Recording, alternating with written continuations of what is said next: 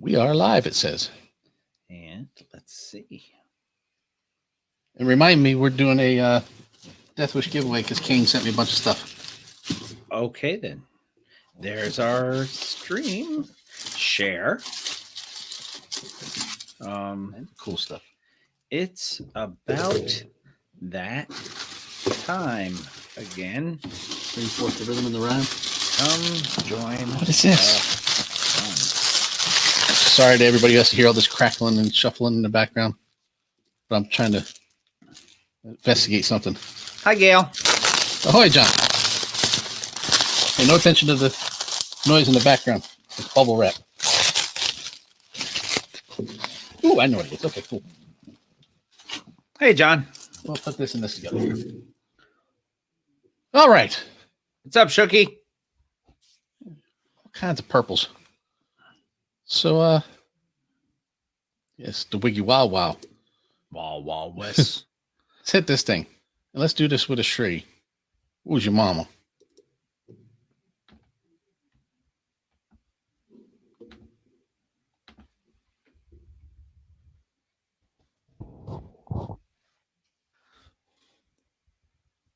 This week on the Mr. Throwback Thursday podcast, we bring you domestic abuse awareness, select some static, we talk about a she thing, and we premiere our new artist of the month.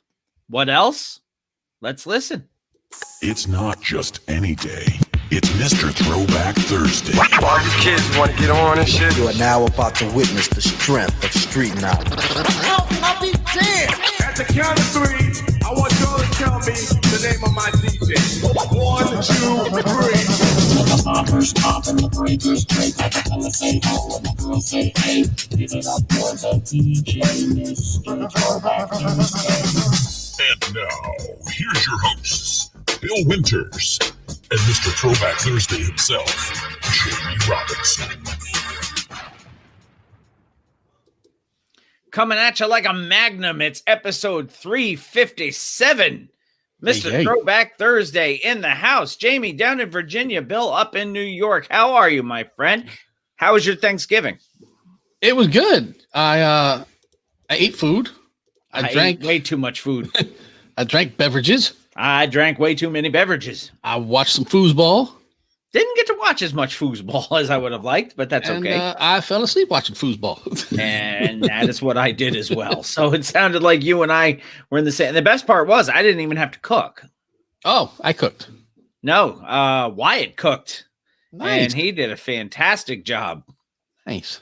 And I think it's the end of an era. I don't think we're going to be entertaining anybody next year. Janelle and I have decided that I think, Wyatt's going to have people at his house and Cole may be going down to his dad's house in Florida. And I think we may go down to New York City and see the parade if they have it next year. Nice. Yeah. Fuck it. Don't come to my house. I like that. I like that plan. Well, our plan this year, because we only had a few people, was food and pie and say goodbye. And that's exactly what it was. Yeah. Food, pie, I say like goodbye. pie. Because I would like some pie.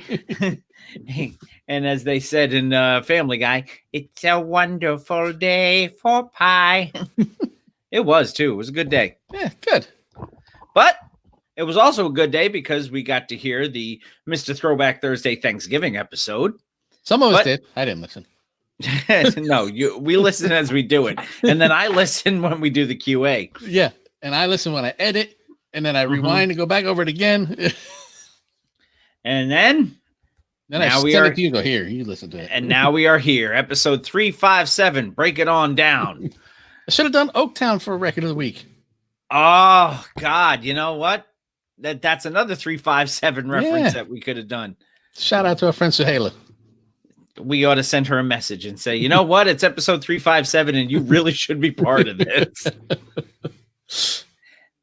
So we have for episode 357 a full running the gamut here. Hip hop headlines, got quite a few of them. We've got some woo news. We have one and done that just kind of made me do some research on because that one came out of nowhere. Yeah. I've been and saving probably will go back to nowhere after we're done with it. Where But- you going? Nowhere. Nowhere. You're going nowhere. Did I ever tell you the story about Janelle with that phrase? No. Oh my God. Oh, yes. When you were driving up north? We were up north and she had just gotten her, at the time, Her it was Nitro or- her Dodge Nitro. Yeah. And I listen when you talk. and somebody tried to get around us getting out of July 4th fireworks.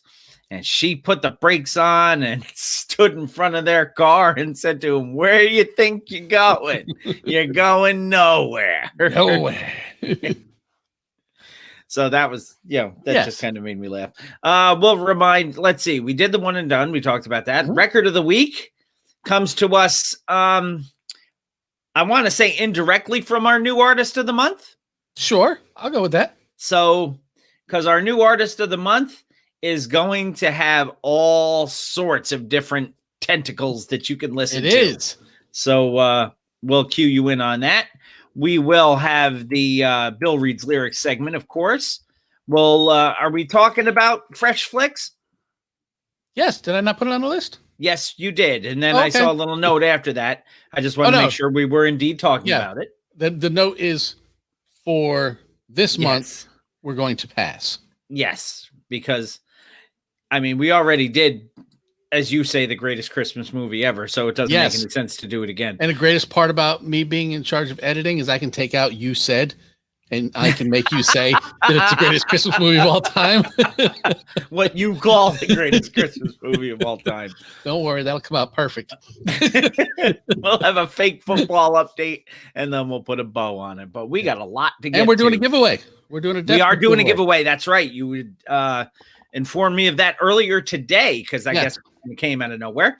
Yeah, So well, I got a new box of stuff from Death Wish because they take care of us to take care of you. We don't keep any of this love stuff. when we get new boxes of stuff. Yeah. So I got a Because- prize box inside the prize box. That's some Inception shit It right is. there. Let's give you a little sneak peek of what could be in it. On, could on that be note. these pins. Oh, I like those pins. It could be these sunglasses. I like them sunglasses too. It could be both. It could be keychains. It could be all kinds of stuff. They're You have having to a be pretty in it cool to win thing it. right now too. Today, if you order, they're throwing either a random mug or a random T-shirt in with your order and stuff Well, like you that. have to. So- Yeah, you can order. It's $20 for a T-shirt, $25 for a mug. You get random. Could be something super. Could be a stock mug or Whatever, man. There's Yeah. nothing bad from them. So no. So everybody go out, share the show. Thank you, Gail, for sharing. Share us everywhere, and let's see what we can do. Somebody will win something. somebody will win something, but they won't win anything unless we start the yes. show. And we are going to start the show with a little Triple H. So would you be so kind to hit me with a little of that Triple H? Sure.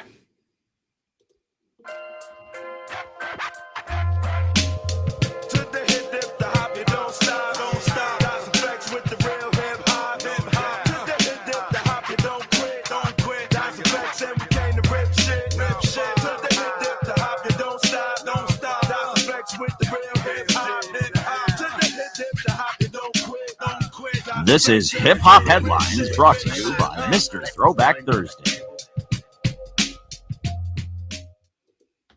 We'll get on it.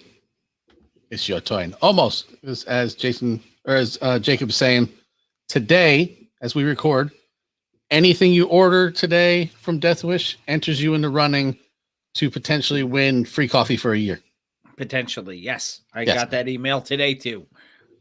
So I did indeed place an order. Yes, as did I.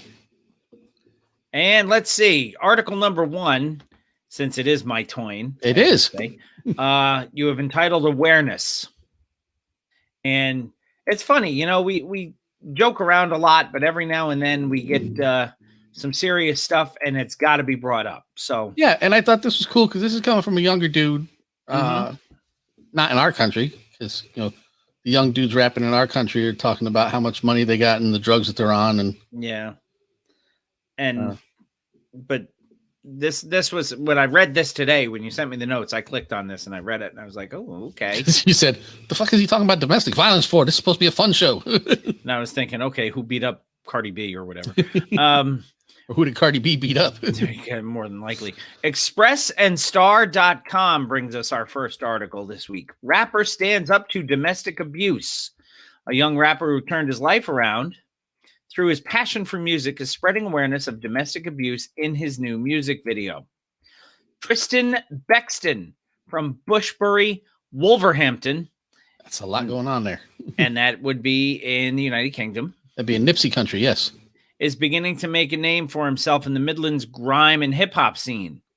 The 18-year-old who attended Morton High School has previously spoken about how he found it very hard to concentrate during lessons and was hanging around with the wrong crowds before he began focusing on his music.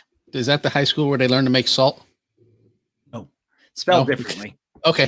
This year, he has released a number of tracks and music videos, including one tackling knife crime. For this year's 16 Days of Action Against Domestic Violence, Beats a Bar Music Project have teamed up with Tristan to release a song to raise awareness of the drastic rise in domestic abuse cases since the start of the pandemic. It's funny, I couldn't read that when I read it today either. Did you have your teeth in then? Yes. Okay, just checking.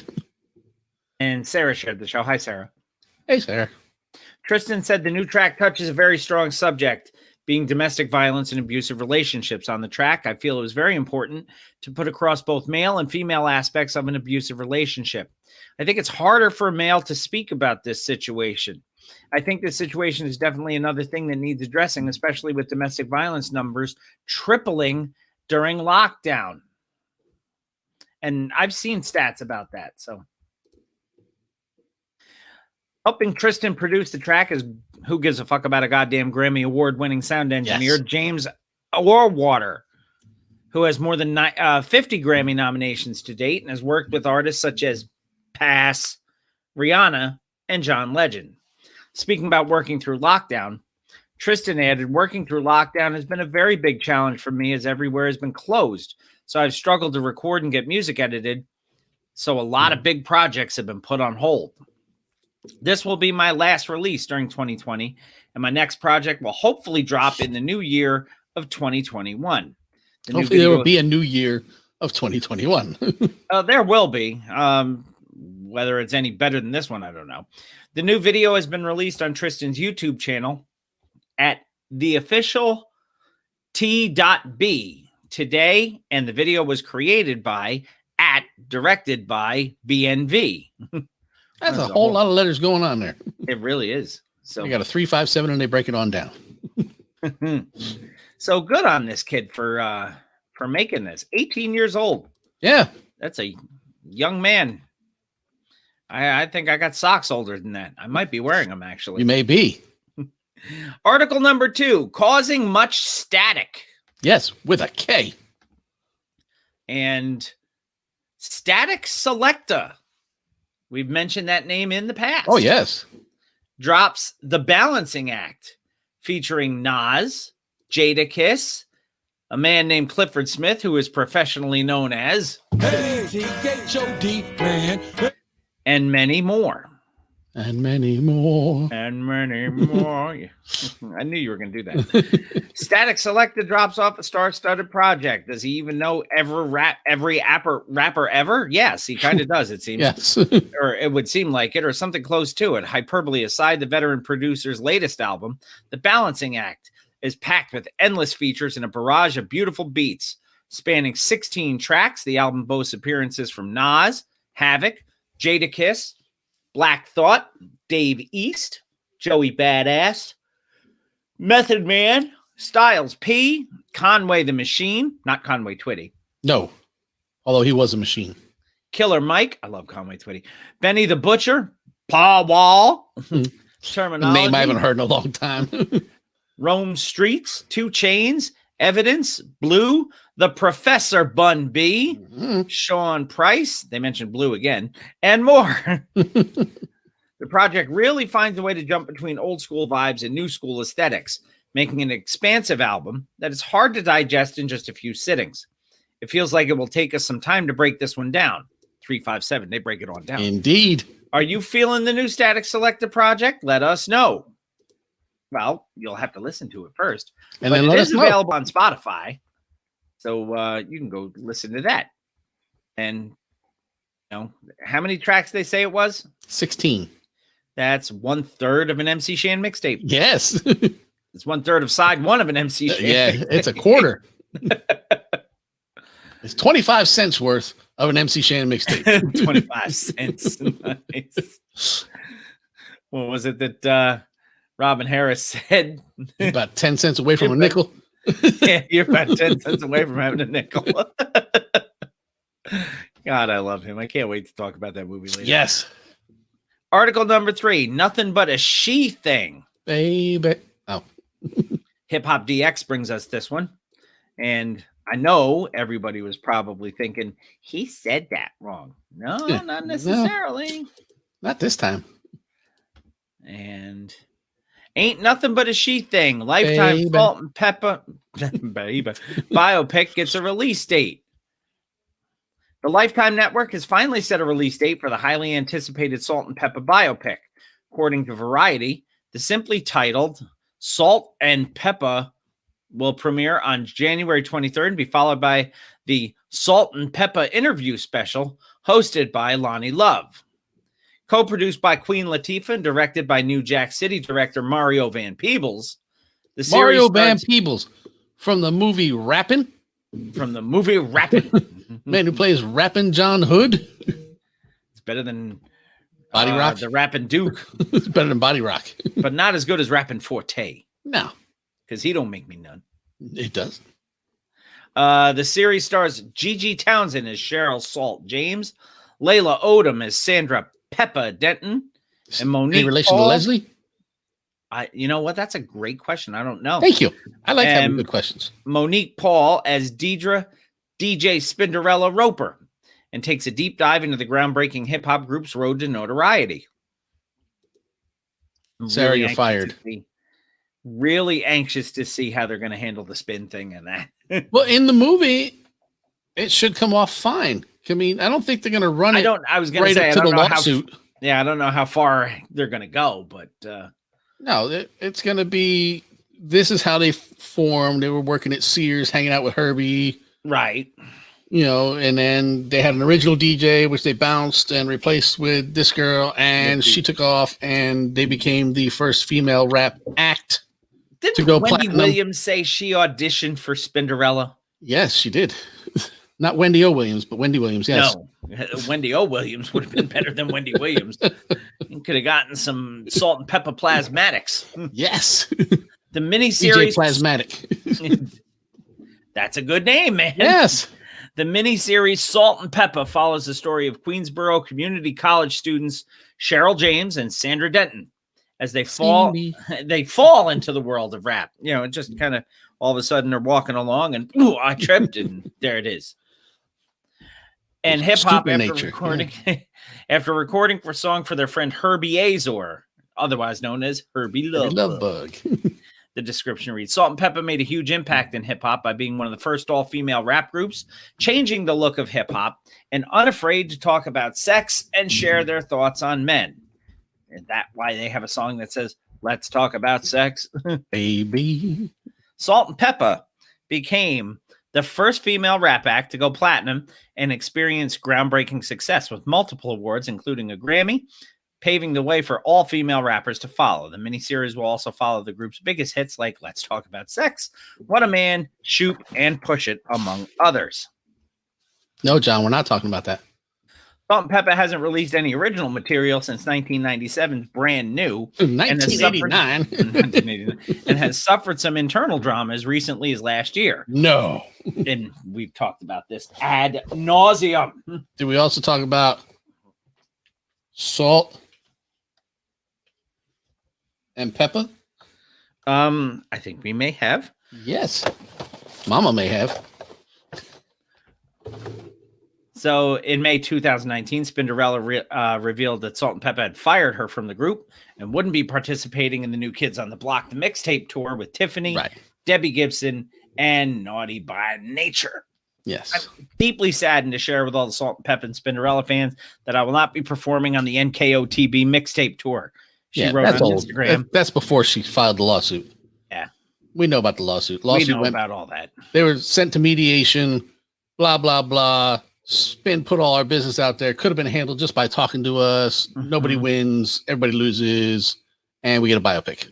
Now, it's actually a mini series, they're saying. And it also features Jermel Howard as Naughty by Nature's Tretch and Cleveland Berto as Herbie Lovebug. Berto. And there is a trailer for it. If you click on the show notes, you can view said trailer. Yes. Are you checking your show notes? No. I am killing a bug. Because that's what we do when die, motherfucker, die. I don't know where the fuck a stink bug came from, man. It's like came from your Uncle Rumpy. It's a grumpy stink bug. might have come from your Uncle Rumpy. It may have. Uncle Rumpy was very grumpy earlier. It's a Rudy poop. Latifah equalizing is our next article. Okay, Comes player. to us from NJ.com.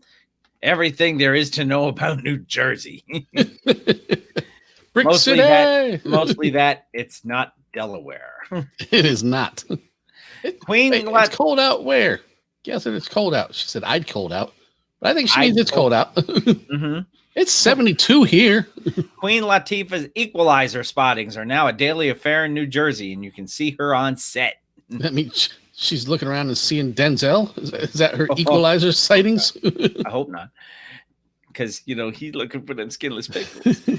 Queen Latifah plays former CIA agent Robin McCall in The Equalizer, a new take on a CBS drama from the 1980s. And it looks like McCall has made North Jersey her home over the past few weeks.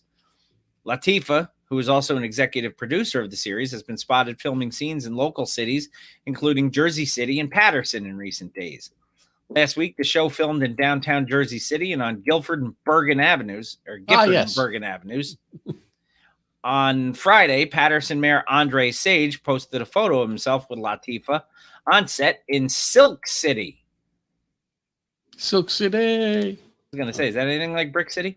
She is a first-class lady, Sage said of the Newark native, sharing a photo of a masked Latifah sitting in a car on Instagram. He called Patterson Hollywood East.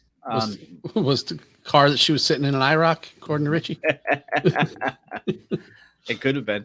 The city has been booming with film and TV production in the past few years, from the Oscar-nominated Martin Scorsese movie The Irishman to the Amazon series Hunters to the Aaron Sorkin Netflix film The Trial of the Chicago 7, which has been getting Oscar buzz, to Steven Spielberg's upcoming movie musical West Side Story. What? Wait. Steven Spielberg's what?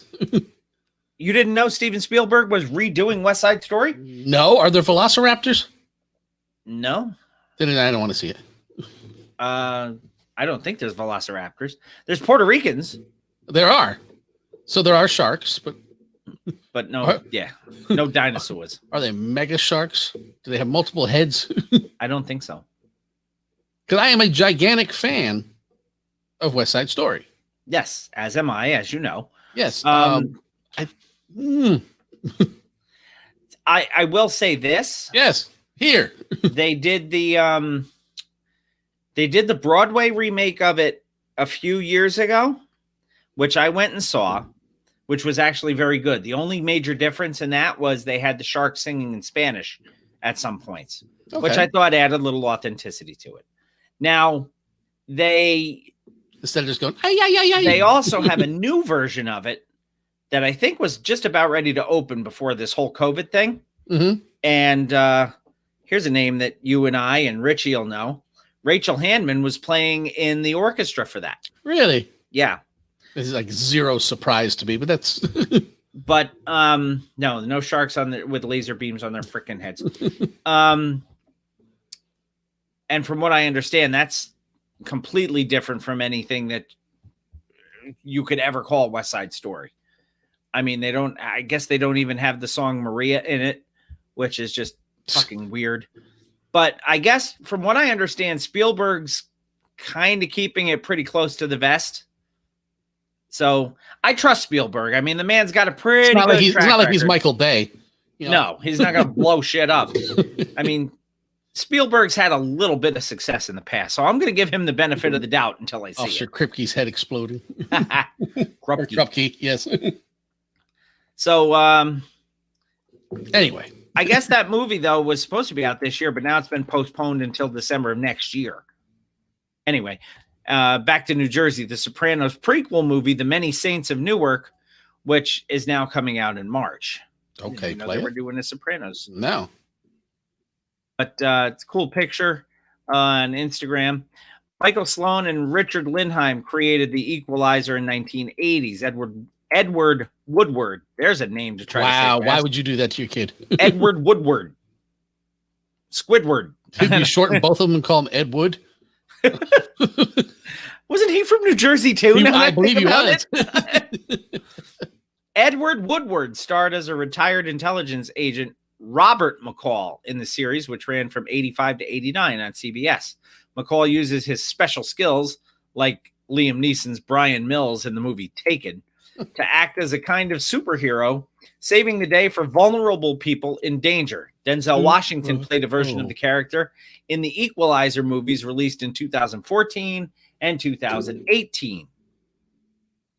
In the TV revival, Latifah's McCall is also a single mother. Teen actress Leia Hayes has been seen filming with Latifah this month.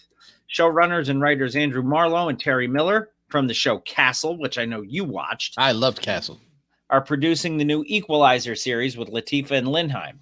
Chris Noth, The Good Wife, Sex and the City, and the original, one of the original cops from Law and Order. He was on Law and Order Criminal Intent. That's right. He was on Criminal Intent for a while, but he was Yeah. one of the original cops Yeah. on the original Law and Order. Right. too. And then they brought him over like when D'Onofrio was having issues. Mm-hmm. So he plays Robin McCall's former CIA boss in the show. Lorraine Toussaint from Selma and Orange is the New Black plays her aunt. And Adam Goldberg, not to be confused with Adam F. Goldberg. from Dazed and Confused and the Hebrew Hammer. Look, it's that time of That's year. a wrestling name, man. It's that time of year. Everybody needs to watch the Hebrew Hammer. I may make it a special fresh flick sometime this month. I don't know when to put on the Hebrew Hammer because it's fucking awesome. I've never seen the Hebrew Hammer. Oh, man. that's even better. Okay. I'm interested now. So You should be. so Latifah's going to be starring in this show. I heard she was on vacation. It's just Dana today. Yeah. Wonder if she's going to be billed as Dana Owens or Queen Latifah. Probably Latifah. I mean, Ice-T is Probably, billed as Ice-T in SVU. So, and of course, they go through her musical background, which we all know. Her She was a music musician? background. She was. Ah, cool. She was. You know, UNITY. We might have heard of that one. I may have. Yo, who you Wonder what calling the a bitch? Safari Sisters are doing these days. Probably not listening to the show. Probably not. They're lost. True, I agree. Article number 5. Who got beef? That's a good question. Wendy's? Easy, know. Clara. Hip Hop DX. Clara Peller. Oh my God. Hip Hop DX brings us this article and it poses the question: does producer Ninth Wonder have beef with Nasty Nas? Mm.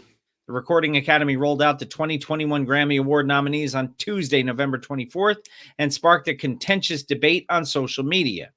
Because, you know, who gives a fuck about a goddamn Grammy? Indeed. Fans were outraged that The Weeknd wasn't nominated for a single award despite releasing the #1 Billboard 200 album After Hours in March. And Quality Control CEO Pierre P. Thomas couldn't believe Lil Baby's My Turn album didn't get a nod for Best Rap Album. 50 Cent and Teyana Taylor also took their grievances with the Recording Academy to social media. Does 50 Cent like anything? No. He likes his money. Taylor, who wasn't nominated for her latest project, The Album. What? That's the name of it. Is it The Mantronics? Album. Mantronics. Expressed her outrage in a Twitter post with, "Y'all was better off just saying best male R&B album because all I see is dick in this category." Wow. Whatever works. Fitty's previous prediction also came true. Last week, he told the Rap Caviar podcast there was no way Pop Smoke's posthumous debut, Shoot for the Stars, Aim for the Moon, was going to get nominated. Best rap album, he said, followed by several grinning emojis. They out of touch. This shit ain't it. Get the fuck out of here. 50 Cent, Branson Cognac, and, he hashtags everything. Yes. Hashtag everything to get you to look. But there was a lot to celebrate, too. The best rap album nominees included some welcome surprises for a lot of classic hip-hop fans, including D Smoke's Black Habits and Royce da 5'9's The Allegory. Good job, Royce da 5'9. Yes. Other nominees in the best rap album category include Jay Electronica's A Written Testimony. You know that name. Nas's King's Disease. You know that name. Mm-hmm. And Freddie Gibbs and The Alchemist's Alfredo. You know The Alchemist, too. Like many other artists, names. Celebrated producer Ninth Wonder took notice of the list and applauded all of the nominees. Almost. Shortly after the list was unveiled, Ninth fired off a tweet congratulating everyone but Nas and The Alchemist, leading some to wonder if Ninth has beef with the Notorious MC given their history. The Alchemist omission also raised a few eyebrows.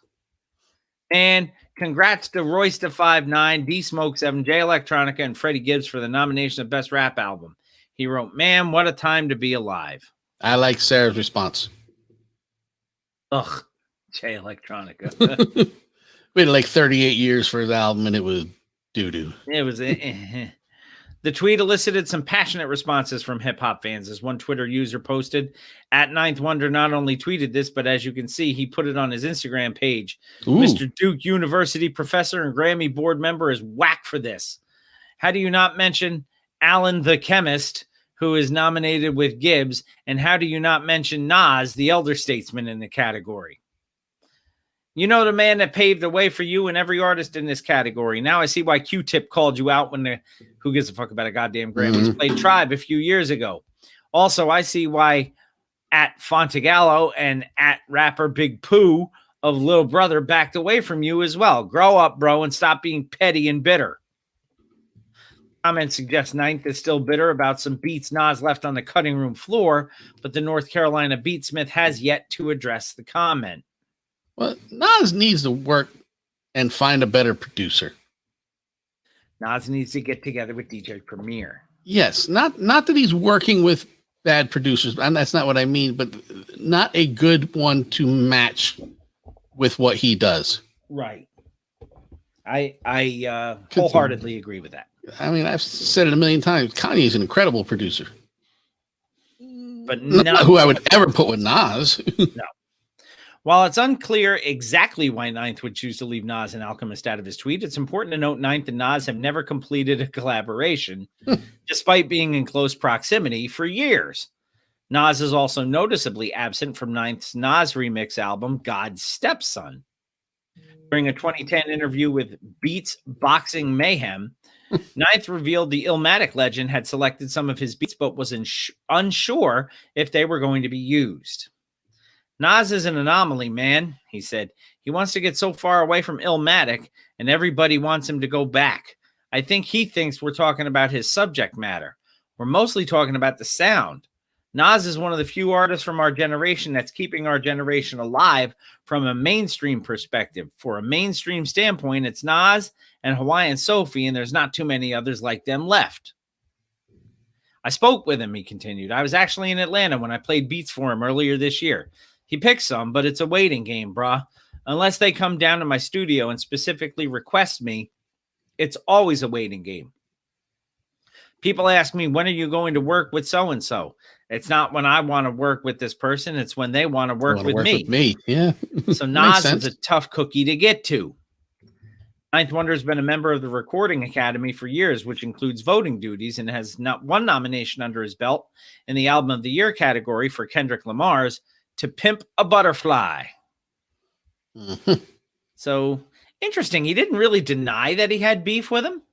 No. But he didn't confirm it either. So there was a whole lot of shaking going on. Whole lot of word salad being spit out. Yes.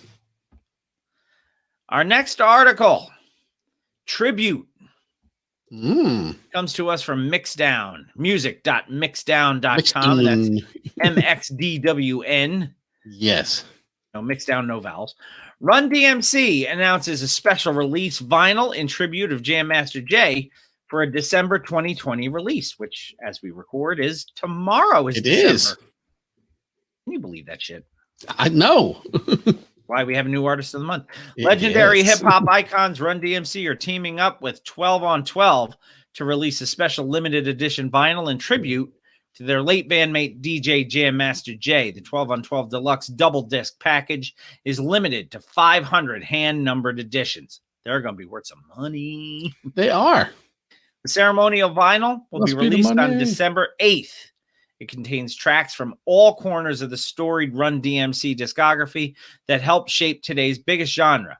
It will focus on songs that inspired, affected, and changed the group's groundbreaking music. The release offers a fascinating insight into Run DMC, one of the most influential groups of all time. As I hiccup. that was bad. Alongside tracks by early rap trailblazers, I can't talk tonight. Wow. Trailblazers, the Sugar Hill Gang. Let me put these back in. Trailblazers. Trailblazers, the Sugar Hill Gang, and Africa Bambaataa. The group have also highlighted songs that have helped from the sonic foundations of the nascent hip-hop sound as it emerged and evolved in New York in the early 1980s. The entire track list is available to view, and it's worth mentioning that MFSB's Love is the Message and Kraftwerk's Trans Europe Express are both tunes that are rarely licensed for any compilation. They're on there. Trans Europe Express. This project has also served as a jumping off point for new and exciting artwork possibilities inspired by the legacy of Run DMC. The unique work of art for the record has been designed by one of the most exciting names on the LA art scene, Rena Tolentino. A visual Tarantino. artist, Tolentino. Okay, that's a little different. A visual artist and actor, RT's work rose to prominence after her acclaimed mural of late basketball icon Kobe Bryant. In addition to providing artwork and portraits of Run DMC for the project, she has also reinterpreted one of the most iconic hip-hop logos of all time with a rework of the classic Run DMC logo. To read about the passing of DJ Jam Master Jay, the event that directly inspired this release, you can read the recent coverage on the two men arrested in connection with the murder, since they finally arrested people for all these years. Yeah. On the Run DMC news, they just released a never before heard song with Kobe Bryant earlier this year. So 500 hand numbered limited edition. Yeah. That's going to be worth some money. And I don't have Bugs Bunny money. So Excuse me. No. I wish I had Bugs Bunny money. our last article. And I love the fact that you gave me a pronunciation guide on this. Amputee Yes. with an accent. Well, yes. This is kind of sad, actually. It is, but Comes to us from rollingout.com. Former Yo MTV Raps host Dr. Dre with accent describes having his leg amputated. well, that's a little odd. It's kind of sad, man. Well, yeah, knew it was coming. Mm-hmm. When Yo MTV Raps made its Ballyhoo debut in 1988, shattered the music channel's all-time ratings, and its two main hosts, Dr. Dre with accent and Ed Lover, were living the life as overnight national sensations. 32 years later, however, the man born Andre Brown is simply grateful to live. He has remarkably remained in good spirits, calling himself a triple threat after enduring diabetes, blindness, and having part of his leg amputated. I feel fine. Pretty good. I'm very blessed, and sometimes a loss is a plus, Dr. Dre told Rolling Stone magazine. I'm up and walking right now, so most people... Most P? So most P. Is that Bill's end or my end this time? So most P. Ah, it's Bill. I just got a text message that said, we just lost power.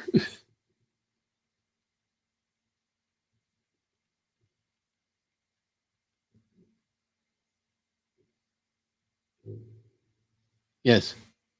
Yes, Richie. He gone. Yeah, all you're going to hear is Miguel. Bill just lost power. So this could go one of two ways. Let's see. Okay. It was just a flash. The router's rebooting. Oh, good. Oh. Stall. I'm stalling. So we got a few minutes for Bill's router to reset. What do you guys want to talk about? We'll talk about my fancy rum. Nobody wants to talk about my rum. What do you want to talk about?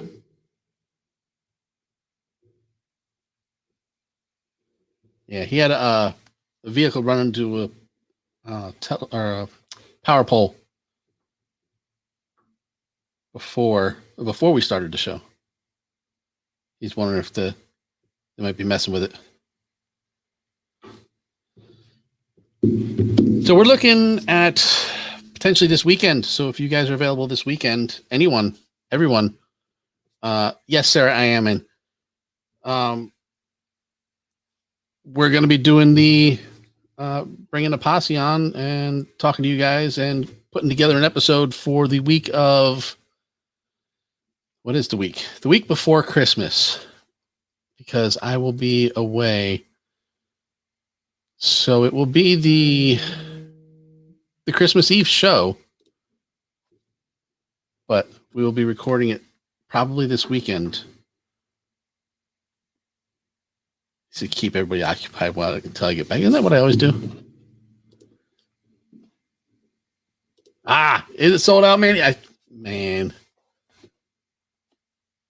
Today, and we told you last week about that 7-inch ODB figure that was coming out. Manny scored one of those. They went on sale today.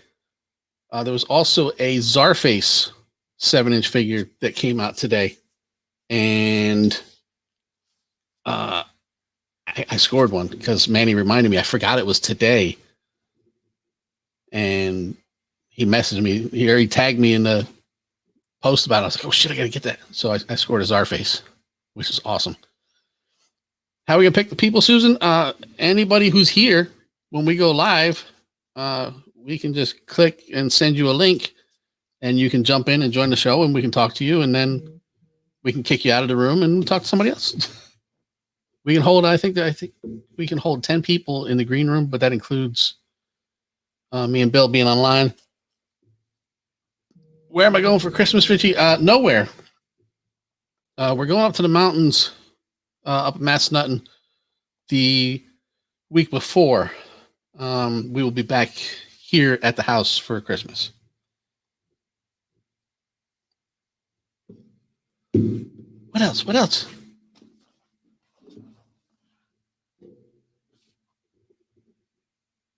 You like my background? I gotta move my microphone out of the way. My cool ass background. Bring my mic back in. Oh, I hear a boop. Let's see where the boop is. Back. There he is. And I'm back. Yes.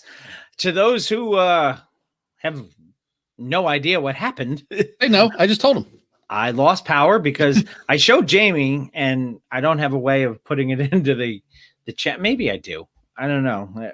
But a car completely crashed in my backyard earlier tonight, and I have a feeling they were doing some repair maintenance. Yeah, quite possibly doing some kind of repair maintenance. I can't post it in the chat. Can't post pictures. Yeah, so that's all right. But I'm back. And he's back. So I don't want to watch this on my TV. Then Because now I had to get a notification on Facebook that we're back. So, okay. That we're back. Oh, And Judy wants to know if Die Hard is a Christmas movie. of course it is. From what I understand, yes. It's not the Christmas movie, but it's a Christmas movie. I don't even think it's a Christmas movie. It takes place. There's a Christmas party which is the main backdrop of the show. Is Home Alone a Christmas movie? Kind of has to be. So Just because it doesn't have Christmas in the title doesn't mean it's not a Christmas movie. It's like just because it doesn't have meat in it doesn't mean the McRib isn't a sandwich. oh, the McRib is a sandwich. I just don't know what's on it, but it's delicious. It's a wish sandwich. Yeah, I wish it would be around all the time. It's coming back. I got a I message know earlier December tonight. December 8th or something like that. Something like that. Not soon enough. Before my birthday. Well, happy birthday to you. So Yes, that's what McDonald's said. are we ready to come back in then? Sure, you tell me. I'm ready. Apparently you can hear me and I can hear you. So All right. we will come back in then. And I'm going to Yes. start back with Dre's quote. Okay, player. Let's do that with a Shri. Who's your mama? I feel fine. Pretty good. I'm very blessed and sometimes a loss is a plus. Dr. Dre, accent, told Rolling Stone magazine. I'm up and walking right now, so most people are astonished by the news. We knew I was sick because I was getting sicker by the week, but I'll make it very simple. I'm a very spiritual man. I'm a very God-fearing man, and if this is the master plan, then he's done what he wants to do. It's out of my control. I was blessed in March. I reversed my diabetes. Let's see what happens. Leave all the prayers and the blessings to him because he's the one in charge of it, not me. That spirit is in charge. Dr. Dre, with accent, told the music magazine how he learned that he had type 2 diabetes back in 2007. I stepped on a carpet tack on my stairs, and I did something I tell my kids not to do. Don't walk without slippers. So I was trying to be fast, and I stepped on the tack, and I thought, oh, I'll just put some Neosporin or antibiotic cream on it, and that'll take care of it. Weeks, then months later, I was getting sick all the time, only to find out that I had an infection. That's when I found out I had diabetes. Did he realize that he was endorsing a company without getting paid? Is that why he said Neosporin or some other antibiotic cream? Not necessarily Neosporin because they're not paying me to tell you that. Right. Put that tussin on it. I was good. To not be able to see or walk and battling a devastating disease, Dr. Dre, with accent, continues to exemplify positivity and even offered a humorous outlook on his situation. I look at this as what it is. I'm an extremely fortunate person. I'm a triple threat. I'm blind, I'm an amputee, and I'm a diabetic. So I guess I'm super bad. People keep asking me, are you depressed? I say, depressed about what? Oh, look what's going on with you. I say, really? Well, if it was my time to go, I'd be gone. So I guess he's got a good attitude towards it. But you kind of have to. I mean, at that, when you got so much going on like that, the worse you let it get to you, the worse you're going to be. I mean, mentally, and it's going to take a toll on you physically after your mental beat down. And there are a lot of people in his corner. I will say that. Well, yeah. I mean, people like us who grew up on Yo MTV Raps. Yep. It wouldn't have been the same without Dr. Dre. Because a little Ed Lover went a long way, you know? Yes. And Fab Five Freddy wasn't going to be doing it every day of the week. No, but Fab Five Freddy was the best. I mean, he told me everybody's fly. Yeah, he did say that. Yeah. You know, at least as far as the rapture goes. Mm-hmm. And as far as the rapture goes, it's time for us to rapture our first break of the evening. Yes. Because it is episode 357, and we have broken it on down. Yes. We're going to take our first break. When we come back, we're going to come back with Woo News. So you should come back after the break on episode 357, break it on down, of Mr. Throwback Thursday. Yay, yay. Let's see what I've got here. I need to get Indeed, that's about where I am. I need to get the new Woo, which is not the new Woo anymore, but it's still the new Woo News. It's the newer of the Woos. Yes, it's listed as Woo Woo New. Because it's Woo Woo New. So I keep them separated. Hey, gotta keep them separated. Like a shrimpo captain. Oh, you got to keep them separated. What's wrong with you? It's Andre from the league. That's not me. Let's see. Drops. We were supposed to be shrimp boat captains together, but since he's dead, I guess I have to be the captain. I got that set up. Oh, that's weird. When my drop opens in I don't know, whatever this thing is, Groove Music it's called. Yeah. It comes up with the name of the file, but underneath it, scrolling is the name of the song that's attached to the drop. Really? Yeah, that's weird. I've never seen that. Must have been some weirdo update.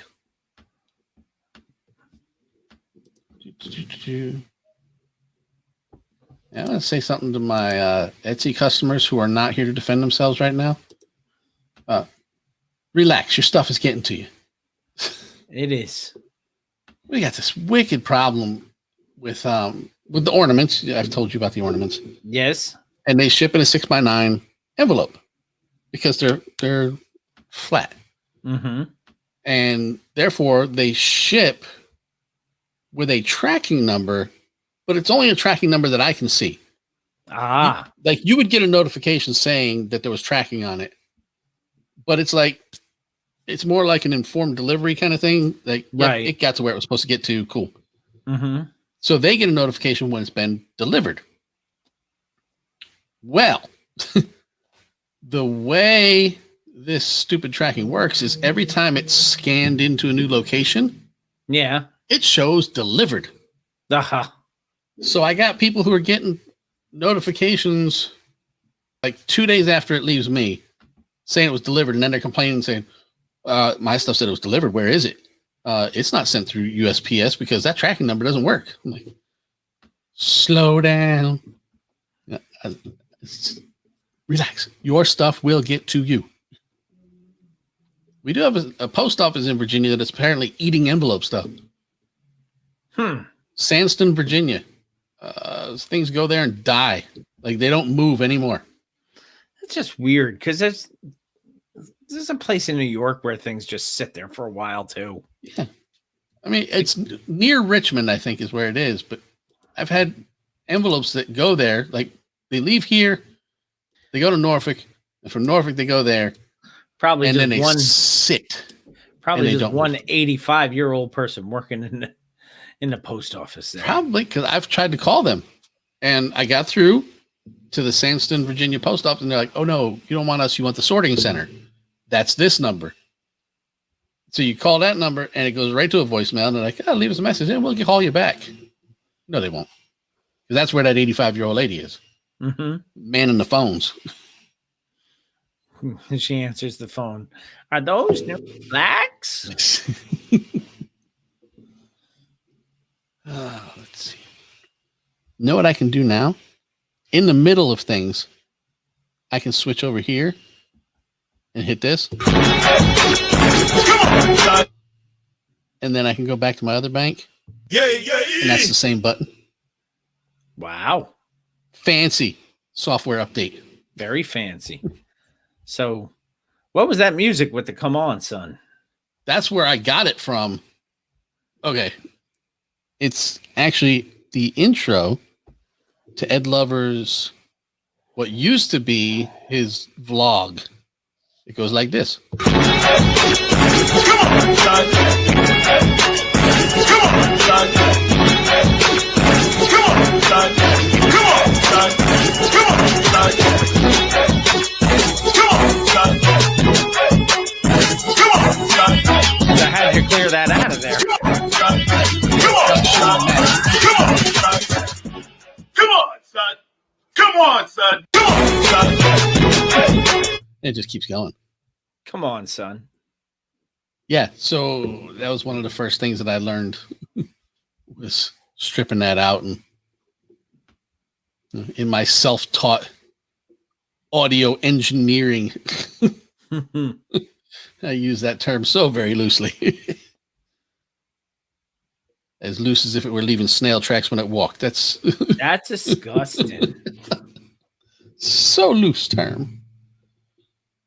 Oh, Jesus. I'm getting Etsy messages from people during the show. I would like to change my shipping address. How about you eat a bag of assholes? You should have written that You should know what your address is too, Etsy people. Yeah, you should. Because more than one time a day, when I hit ship and I'm creating your postage label, and it says the post office doesn't know what that address is, then you have to go. Why do I don't know, live in Iowa. I don't know where you live. Pain in my ass. But I handle it very nicely on Etsy. Hemorrhoids. Yes, and then I come here. And vent. Yes. Get it out. So are you ready with an drop? Am I ready? Drop, Sure. drop. Okay, well, I'll put this on the screen so they don't have to look at us. Now I'll put this up on the screen and I'll hit it with a shriek. Who's your mama? I got it good. Now let me tell you who I am. The B-I-G-D-A-double-D-Y-K-A-N-E. Dramatic, Asiatic, not like Hey, yo, this your boy Big Daddy Kane, and when you're trying to hear that classic material, you need to be checking out my man, Mr. Throwback Thursday, for real. So when I roll on your rappers, you better be ready to die because you're petty. You're just a butter knife. I'm a machete. This ain't my Gensu. Wait until when you try to front. 1 2 1 2. What's good, yo? This is Ghostface straight from Staten Island, New York. And right about now, it's time for Woo News with Jamie and Bill. I know what it is. Get it correct. Mr. Throwback Thursdays, Jamie and Bill. You know what I mean? On Woo News. That's what's going down right now. Y'all check this out. Exclusive. Peace. The RZA, the Jizza, Raekwon, Master Killer, Inspector Deck, You God, Method Man, Ghostface Killer, and Old Dirty Bastard. It's now time for Woo News with Mr. Throwback Thursday. Shimmy on it. Welcome back, Mr. Throwback Thursday, episode 357, and we break it on down. And it is indeed time for Woo News. It is. And Woo News starts this week with Dilla rules everything around me. Is that what we're looking at? What it would be, yes. Okay. Jamie has entitled this Dream. And it says Jay Dilla meets the Wu-Tang Clan. I don't think this is a recent meeting. No, I would hope not, because that's unless the only one he's meeting is ODB. ODB, yeah. Jay Dilla meets Wu-Tang Clan on a new mashup mixtape, Dream. Dilla rules everything around me. See, I knew this. Yes. Iconic hip-hop producer, the late, great Jay Dilla, who passed away in 2006, but 14 years later, his legacy undeniably lives on. Earlier this month, DJ Tiger, not Tiger in the Place with the Bomb, decided to pay the ultimate tribute to the late, great JD with a mashup mixtape titled Dream, Dilla Rules Everything Around Me, which, as suggested by the title, mashes up famous Dilla beats with Wu-Tang Clan lyrics. But unlike explicit lyrics, but unlike most artists brought together on mashup projects, Wu-Tang and Dilla have already blended their styles. Toast Face Grilla 2006 album Fish Scale featured a pair of Dilla's beats, while Raekwon's 2009 sequel to Only Built for Cuban Links included 3. Even the late Old Dirty Bastard was a guest on Slum Village's 2003 album Detroit Deli. Not Rock City. No. Songs included on the tape include Dilla's 5 Deadly Venoms featuring Inspector Deck, Capadonna, Jizza, Street Life, and Clifford Smith, who is professionally known as. And another track called Dilla's Dirty Anthem with ODB and Rhymefest. In other Dilla news, the legendary Beatsmith's debut solo album, 2001's Welcome to Detroit, is getting a 20th anniversary box set from BBE Music featuring an expanded edition of the album with 12 discs and bonus tracks pressed to 45s. Oh, didn't somebody else do a 45s set a few years ago? There's a few of them out there. I thought Dilla had one before. I think Doom's got one. I think it was Doom, because didn't it come out on Record Store Day? Yeah. And I think, I'm not positive, but I think Tribe's got one. I know we talked about it on here, but that was a while Yeah, ago. that was probably the Doom one. One of his beats also popped up on Busta Rhymes' latest album, Extinction Level Event 2, The Wrath of God, on the song. And will show up on Drezz's new album. Yes.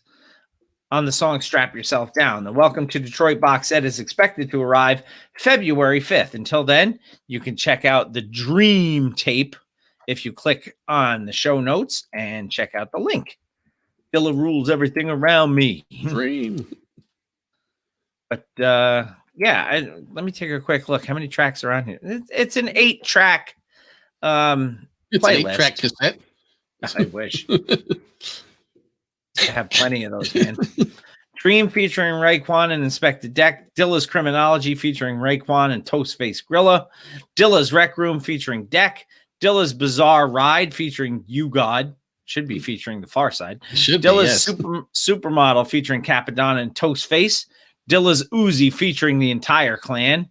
Dilla's 5 Deadly Venoms featuring Deck, Meth, Capadonna, Jizza, and Street Life. And Dilla's Dirty Anthem featuring Rhymefest and ODB. So everyone but You God. Got it. No, he's on there once. Oh, is he? Okay, I missed that. Yeah, he's on there once. Our next article, and we've talked about this many times in the past. We have. It's I an like Ottawa I like to bring update. updates. Yeah. OttawaMatters.com, because Ottawa matters. Yes. I mean, as many updates as we gave you on Christ Bearer, we could give you updates on Ottawa and their food bank. Another $15,000 has been raised for Ottawa Food Bank through a Wu-Tang t-shirt campaign. Collaboration. Who got a hold of Live Nation, and why can't I? Right.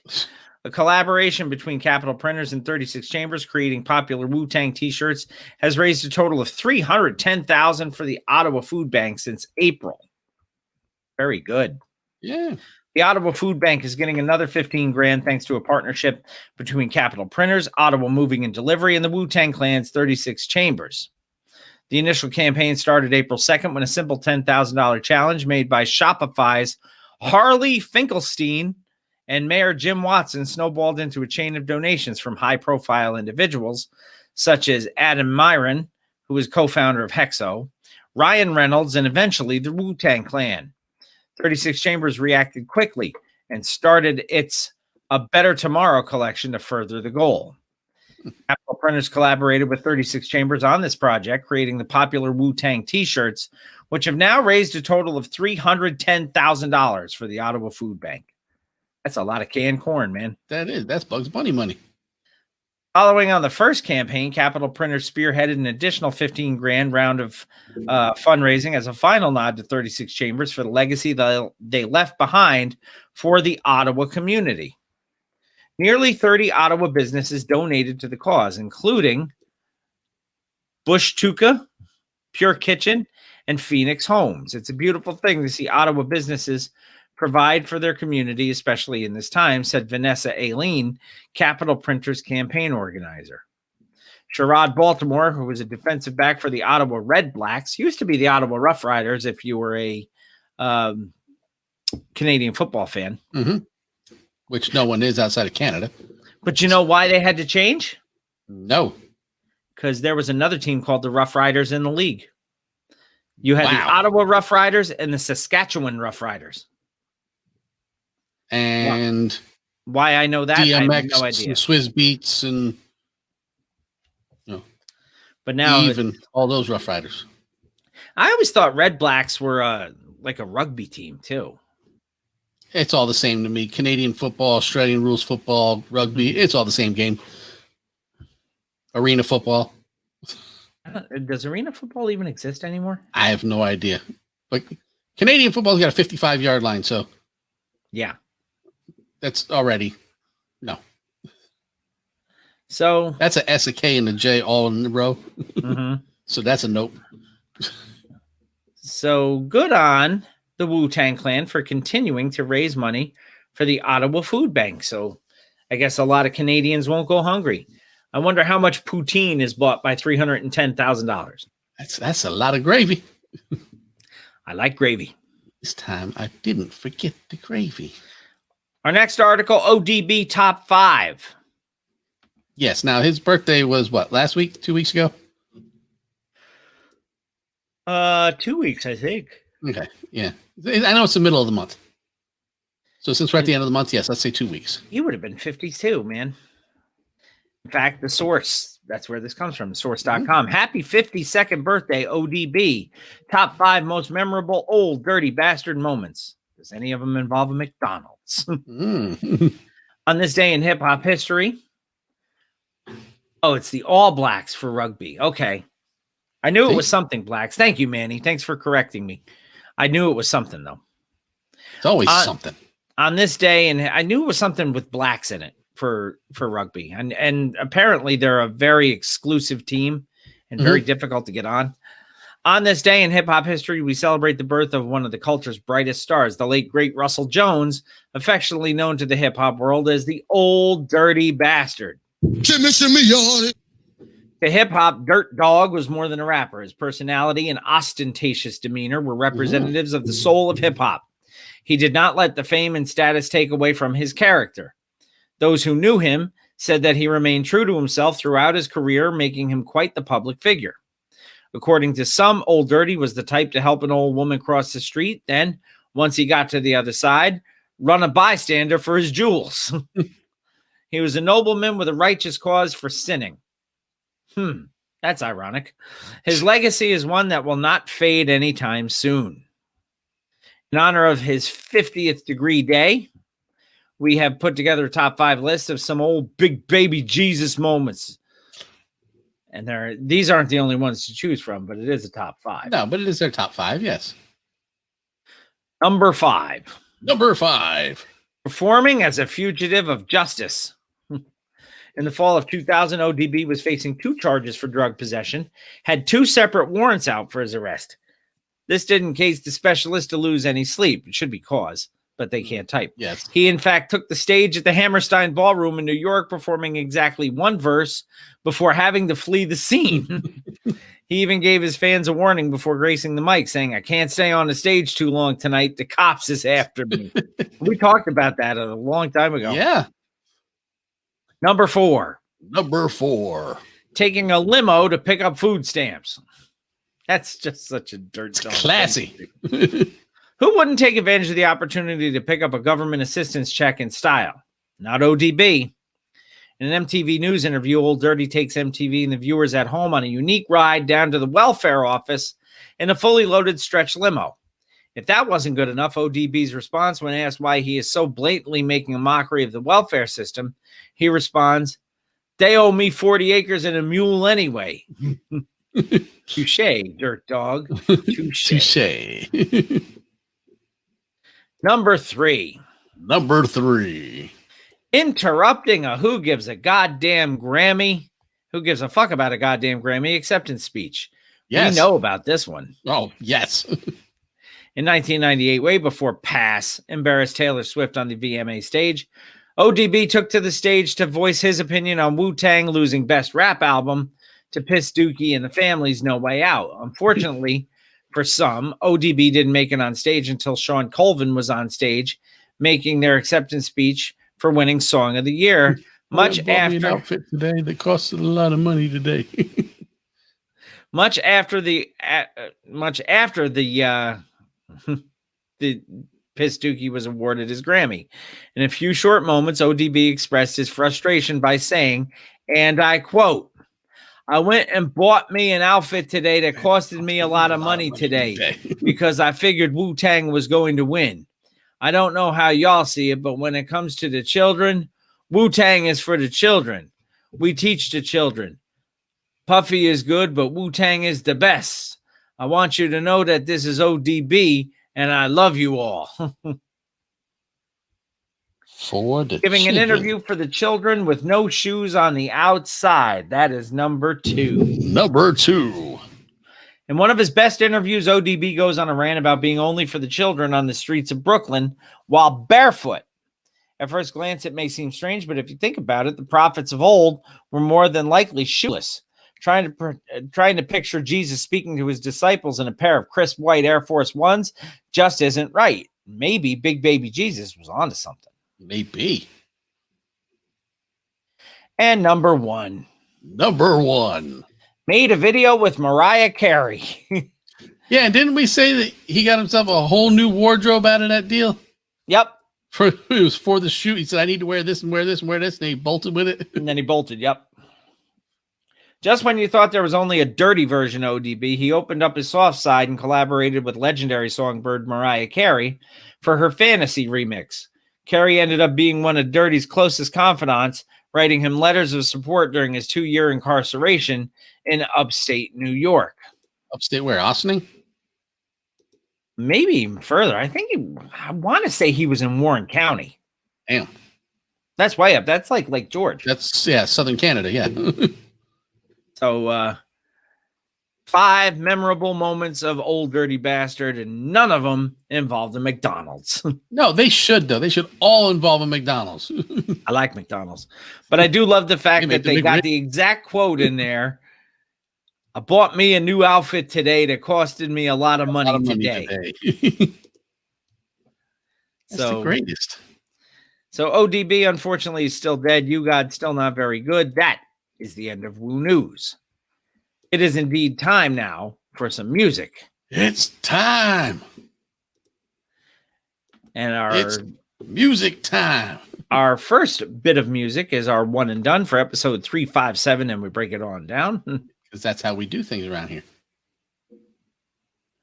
And this is the debut album. Let's see. It is from February 1st, 1994. And it was recorded in 93, running 51 minutes and 2 seconds on Rap-A-Lot and Priority Records. Mm-hmm. Produced by Jay Prince, who's the executive producer. DJ Styles, Rob Quest, N.O. Joe, and Mike Dean. Mike Dean. This is not a true one and done. It's not, because they changed their name, too. Mm-hmm. But this is the only album under this name, right, that did anything. It's supposed to be like a giant Rap-A-Lot classic, and we're gonna find out. The debut studio album by American hip hop trio Odd Squad, and it's called "Fad Enough for Everybody." Which I don't even know if I pronounced that right. Is it Fat Enough? Maybe Fat Enough. I don't know. Fat enough for every. That would make sense. Would it though? Everybody. Yes, John. Kind of. I don't even need to see your question. He has one question. And the answer is kind of. And yeah, I have a lot of tracks on here. I got 17, man. As do I. Track number 1 is called Intro to Oddness. Bill froze again, did he? Did he lose power again? We're going to have to wait and see. Oh, there he is. There, who is? You froze. You said intro, and you froze. Oh, I didn't until I said there he is. Okay, so Intro to Oddness, track number 1. So yes, it is an intro, I guess. Yes.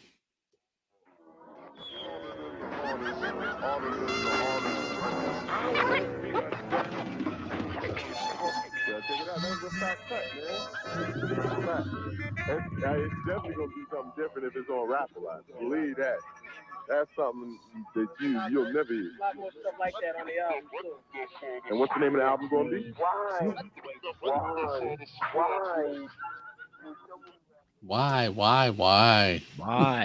Why? Track number 2, Da Squad.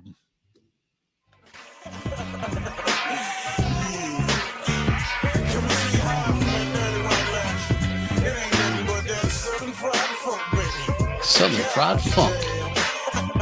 It's way too serious. It's way too serious. You ain't trying to hurt me, cause I definitely tried to touch you. Rolling in my hands right back with a 40-ounce of brew, smoking on some herb. Back your damn phones and everything's alright, cause the party is live. Damn simply, I'ma do it He said, "Damn Skippy." He said, "Damn Skippy." I was waiting for you to comment on that. Track number 3. God, I love this one. Hoes with babies. You can never make a hoe a housewife. No. Baby.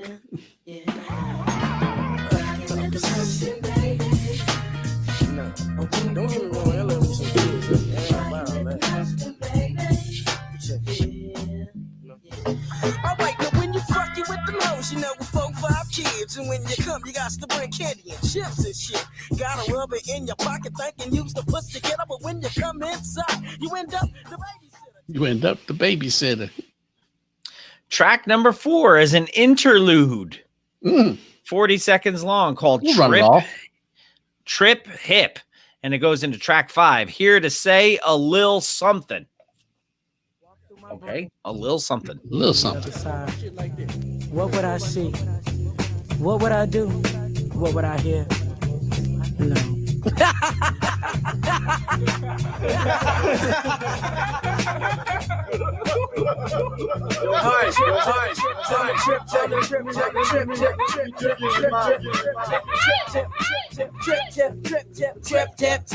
Trip tap.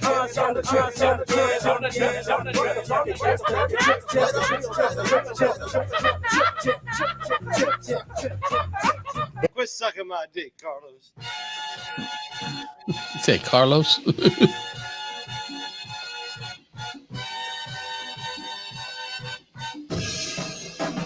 Well, it's me, that nigga D from the Odd Squad. Letting you bitches know that we've been working hard. We've been putting our heads together, trying to work hard on it. Cooking up a pot of soul, grab a bowl if you want it. Shit, we took our time, but it'll pay off at the end. Get all the money and all the hoes that we can stick our dicks in. You got Jug, Mug, Devin, Rob, MAC. Give us $15, you got a fat CD. Track number 6. Rev Puff. Not Rev Run. No. Not Piss Dookie.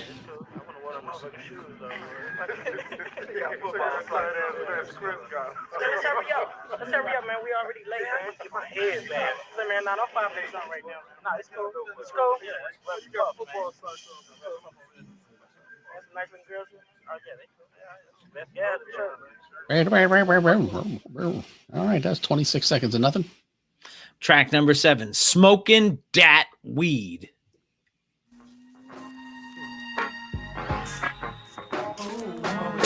Smoking that weed, feeling fine. Got me a 40 and a fat ass dime. Smoking that weed, feeling fine. Got me a 40 and a fat ass dime. Fuck a blunt, just roll a nice fat square. Put some fire to the end and put that bitch in the air. Hell, I'm glad I got my weed. It damn near took me an hour. I was creeping down Belford, a fucking train on Macau. Got a 40 ounce of mad coke. Track number 8. Put your lips. Where? I'm sure they'll tell you. You may tell people more later. You never know. Oh, yeah, bitch, why don't you come on? Come on. Lick it a little bit. That's all, you know what I'm saying? And put your lips on my dick. You making it sound like I'm asking you to lick my ass or something. There ain't nothing wrong. Why don't you come on? Come on. Please. Just a little bit. And put your lips on my Track number 9. Jazz Rendition. 49 track. Check the script, nigga.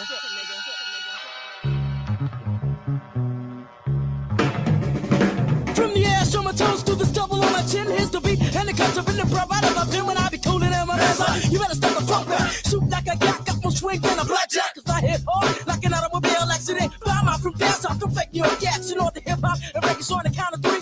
I never claim to be the perfect or the best to sing.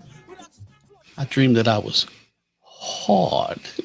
Yeah, there's about 3 different things I felt on that. One was Black Sheep, one was Das Effects, and one was a little bit of Fushnikins. Which would explain why that's probably my favorite song on this record. Plus, with the whole jazz thing, I mean, you know, you get a little of that jazzmatazz because you can never go everybody wrong. who picks on me for saying record when I mean album, it's just because I'm used to them being vinyl records. I understand that record is a song, an album is a compilation of records. I understand that. It doesn't mean that I'm going to say it.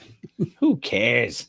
Exactly. Track number 10 is another interlude running 39 seconds long. Swissery-do. Sure. And it goes into track number 11, which is Cough-E. Which I actually think that's what they became. their I think, yeah, the Coffee Brothers, isn't that what it was? Yes. Oh my goodness. Spelled like with Yes. 2 E's on the end of it. I'm so I really can't believe it. You know? Say, man, you left on this good head back here. On a good head, man. Bird. She back here doing everybody else, man. What crazy shit, man? I'm looking for him. We need to come on back and get some of this shit too. But Chris, man. Chris right here. He got his draws down right now. I don't want no more of that switching, man. Come back and get your dick stuck back here.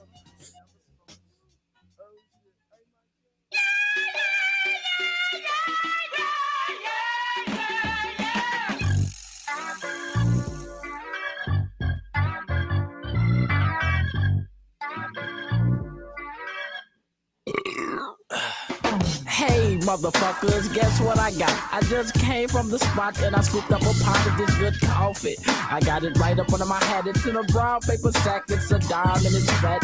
Pass me a Swisser. Track number 12. Fa Show. Yeah. This goes out to whom it may concern. But anyway, check it out. And then the next we talking softly on the telephone, making plans to see you soon. When I know I'm dead wrong, why must I continue to be a hoe when I got a fine yellow bow-legged bitch at the quizzo? Shit, no, cause I guess I was only out to get paid. This girl was cutting for daddy like a Mexican with the switchblade. But Can't say that. Well, you can't see it either. No. Track number 13. I can't see it. Look, and the reason that this song is funny is because the guy rapping is blind, like in real life. Mm-hmm. Then you might understand where I'm coming from. Know what I'm saying? I can't see it, y'all. It's like that, y'all. I can't see it, y'all. I got the light, y'all. I can't see it, y'all. It's like that, y'all. But that's all right, y'all. I got the light, y'all. I can't see it, y'all. It's like that, y'all. I can't see it, y'all. I got the light, y'all. I can't see it, y'all. It's like that, y'all. But that's all right, y'all. One time for your mind, yo, check it. It's the chubby curly hair kid from HCX. Nasty like Dante sex. Your best step when I face. Knocking peons out the box and smoking niggas like Smith. Knocking peons out the box. You may remember this one. Yes, I do. And you know, it's funny when you sent me the notes and I saw who the one and done was. I didn't put 2 and 2 together right away. No. Because, and I wouldn't expect you to. but I remembered the name and I couldn't remember why I remembered the name. So I went back and I went to MrThrowbackThursday.com and I searched the name of the group. And then this came up. Yeah, it would have been under a little segment we like to call Bill Reed's Lyrics. Track number 14 is the second track that's ever made me break during Bill Reed's Lyrics. I give you Shit Pit.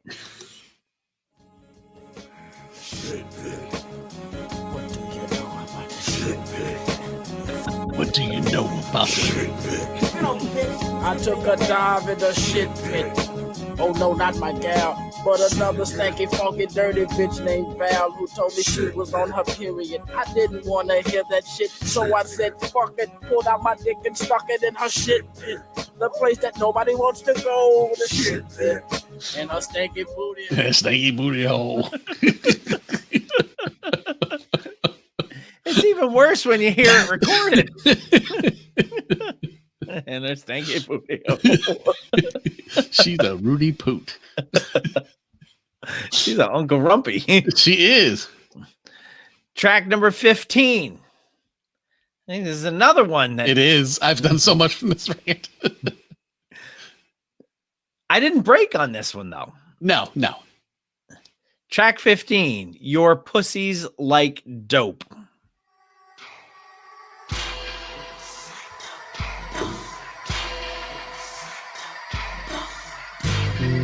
What's up, baby?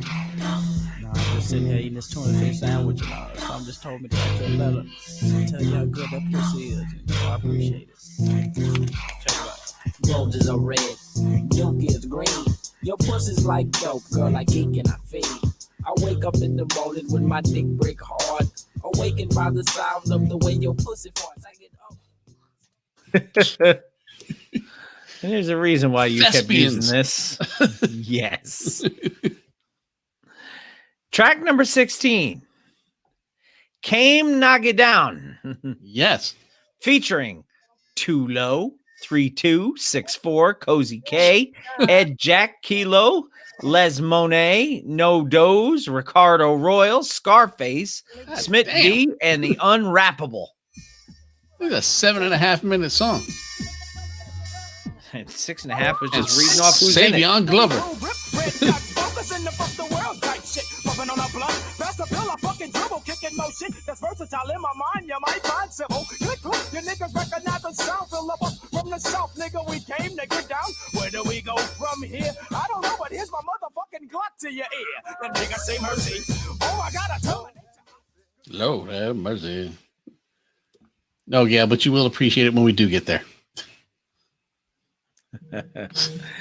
Track number 17, the last track on this record. Long time coming. What y'all doing, man? Playing with each other. Playing with y'all nuts and shit. Let me realign the heads on the. Just roll them, motherfucker. Roll it, man. What the fuck you doing? Yeah. What's up, man? What's up, man? What's up, man? Oh, double D. That's right, nigga. We about to get up out of this motherfucker. You respect West, dude. You know what I'm saying? Yes, sir. Yes, sir. That's right. That's right. That's right. That's right. That's right. I want to see if this other one is even them or if it's somebody else. I'm thinking it's not them. Look at these dudes. Yeah, I don't think that's them. Let me touch on it real quick. Nope. Nope. That's a S, a K, and a J all next to each other. So that's a nope. So Odd Couple with That's what's up. Fat Enough for Everybody. Now Oh, that great you know, Laszlo Holmes. That's Odd, a nope. yes, Odd Squad, Fat Enough for Everybody. Well, I keep putting a V in there. It's Fat Enough for Everybody. For everybody. Which, that's where we get a lot of our news. Well, no, that's related to where we get our news from. We get it for everybody, but we get it from Ur-a-Wur. Yes. Well, that's where everybody lives. Is that where everybody lives? They In live Ur-a-Wur? everywhere. Yeah. Is that related to Delaware? We're in Delaware. We're in Ur-a-Wur. And that's just the way the story goes. I'm going to go out on a limb and say there wasn't any charting action on this. You better check because Fredro will call you. Well, according to what I see here, okay, I'm not seeing any charting action. That is fair. Based on the information I have in front of me, yes, Shit Pit was not a top 10 single amongst any fans aside from Daylight. Let's see. And actually, no, there was one charting for the album. No singles. See, this is why I looked. I continued to look. Top R&B hip hop albums. It charted at number 66. So there you go. Yeah.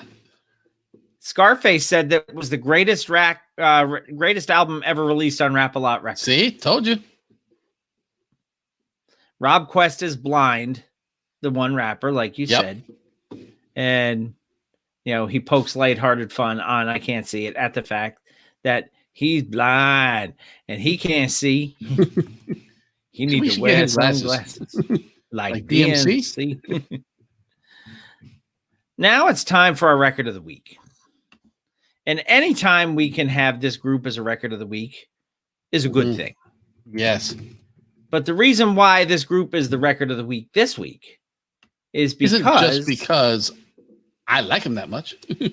But it is because one half of the group is your artist of the month for December of 2020. Yes. Your artist of the month. For my birthday month. Your artist of the month for December 2020, the legendary DJ Premier. This week's record of the week is the 6th studio album by Gangstar, and the last one released during Guru's lifetime. It is. That's very key on this album. Released June 24th of 2003. Yes, which of course is out of our range, but it's a We group make that was exceptions. well within our range. Yes. That just continued to put out music. Running 57 minutes and 4 seconds on Virgin and EMI Records. Produced by DJ Premier and Guru. This is Gangstar with The Owners. Thank you, Chad. And I have, as we take a look, how many tracks? 19. I have 21. That's even better, but I've only got 19. Okay, so this is one more release. Hold on. Let me see what this one says. No, that one's only got 16. We don't want that one. We okay. want. Oh, you know why? 19 one. Because you have the 19 one. My 2 extra ones were bonus tracks released in Japan. Oh, yeah. Well, I don't have any Japanese music here. No. John is going to be 2 for 2. Track number 1, intro. Yes.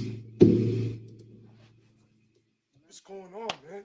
Niggas is bonded in darkness, man. It's just that simple, man. You got what I mean? You got to come with the light, man. It's that time, man. You hear? I'm saying if, now that I got a baby, it's a whole different thing for me. I'm like, this world is mad. It was fucked up when we was coming up, but it's mad crazy for the babies right now. And it's like, yo, you got, man, mass confusion. You got motherfucking rats in a maze and shit. All this life, man. Total chaos. Mass confusion. Track number 2, featuring Crumb Snatcher. Yes. Put Up or Shut Up. That's a preem all day right there. Oh, let's touch on some Latifah.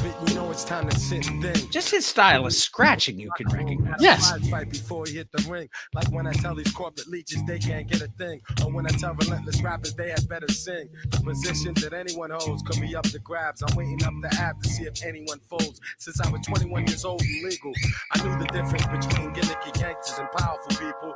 I'm the reason why the game is flipped. You guys got to keep me on my 30 seconds or so because I will seriously sit here and listen to this album. Yeah, and go, we'll have. I forgot we were doing the show. We'll have an hour, hour and a half segment of this. Track number 3, featuring Smiley the Ghetto Child. Mookie. Words from the Ghetto Child.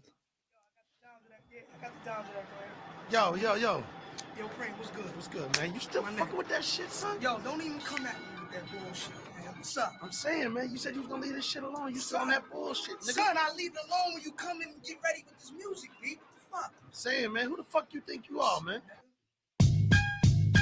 Yo, gangsta. OG is what you call me. It's like my life. It's like a never-ending thug story. Make hook expand, yo, you know who I am. 10% actions, rises in the hood like grams. Who done it in rain? Track number 4. Not a Beastie Boys record. No, it is not. Sabotage.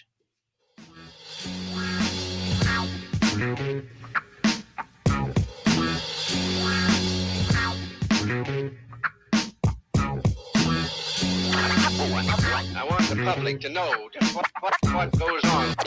You look at the situation. Be real. The names have been changed to protect the innocent. Each step is intricate. I rap magnificent. Knew this kid named Ronnie used to make cash with Caesar. They made a lot of money back in the 80s crack fever. Caesar was an overachiever. I came in at 18 and a half. He got knocked and left Ronnie to watch the team in his staff. And DJ Introductions on the ball. He already had this one. And we haven't done this record, so. Wow. He found this one on his own. Track number 5 features Jadakiss. One of my favorite Gangstar songs of all time. Right Where You Stand. Just from the beginning of this was just nasty.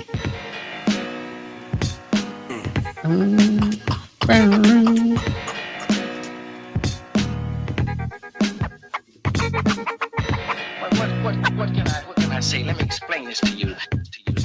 Yeah.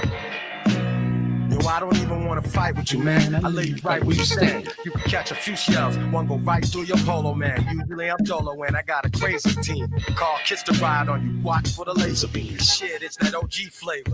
Remind you of a corner bodega and that OD behavior. On point, but I ain't trying to scuffle with chunks. The long joints got the culture power, but the double pump troublesome to anyone who stands in the way. Track number 6. Skills. Skills.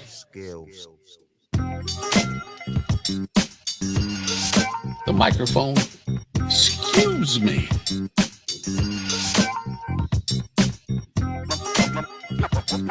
The microphone. The funky. Excuse me. Skills, top rank, point blank, we vital. Spit flows, rip shows, peep the recital. Skills, now you feel it when we drop those hot beats, stop foes, killing shit. We got those skills. It's the music that the street loves. Each thug is now repping this with deep love. Skills, gangstar, dueling again, ruling again. Watch as we do it again. Sorry, I recognize that line from the last album. Yeah, there's a lot of the stuff that you can pull and you go through and you go, oh yeah, I remember that one. That's where that came from here. And now you know. And no one's half the battle. Track number 7, Deadly Habits. Yeah, about to talk about some serious shit.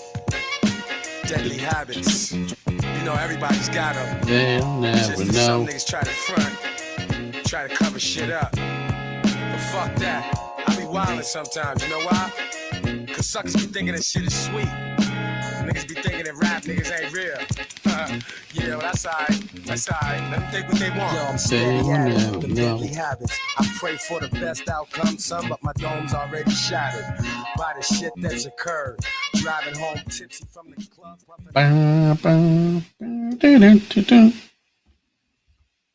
Track number 8, featuring Boy Big. Not Big Boy. No. But Boy Big. Nice Girl, Wrong Place.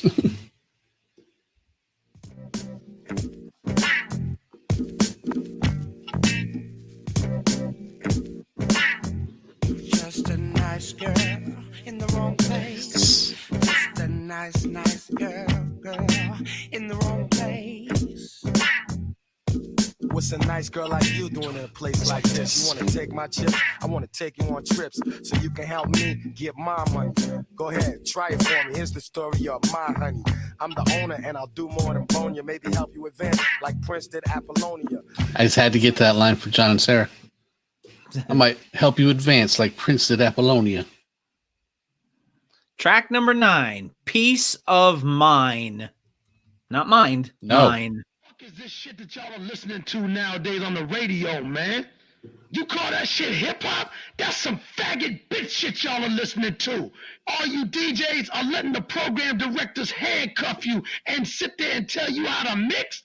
You fucking robots. Fuck y'all. Somebody's angry. Yes. Serious thought. True and living with a youthful vengeance, job. Trust me, I'm as live as it gets. At times I feel like my back's against the wall, and if y'all ain't with me, then it's me against y'all. I stand my ground, that's what I was taught.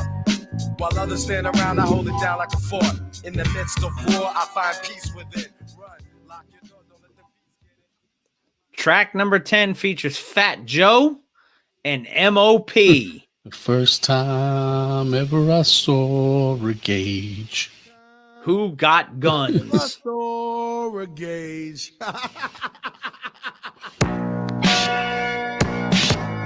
Yeah, Gangstar, Crackman, MOP, BX, Rip Nom.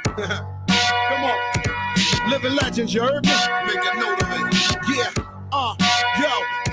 I got 7 Mac 11s, about 8 38s, 9/9s, Mac 10s, man, the shit never end. Even if the apple won't spin, I reach in my back pocket and blast you with his twin. Niggas yelling out the window, Joe's at it again. But this bastard got lawyers, keep him out of the pen. I mean, feds wanna knock me, just cause I'm cocky and arrogant fuck. Wave high when they watch me, can't stop me. Every time more official, better find my residuals or this not gon' lift you. As a fine individual, what the papers Boom, boom, boom, boom. Track number 13. Yes, that was 52 seconds. Yes. Take it. Capture, subtitled Militia Part 3. And this features Big Shug and Freddie the Fox. Bumpy Knuckles. Yes.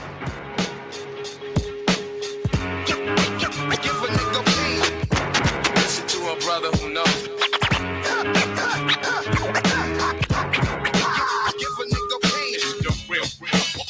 There it is.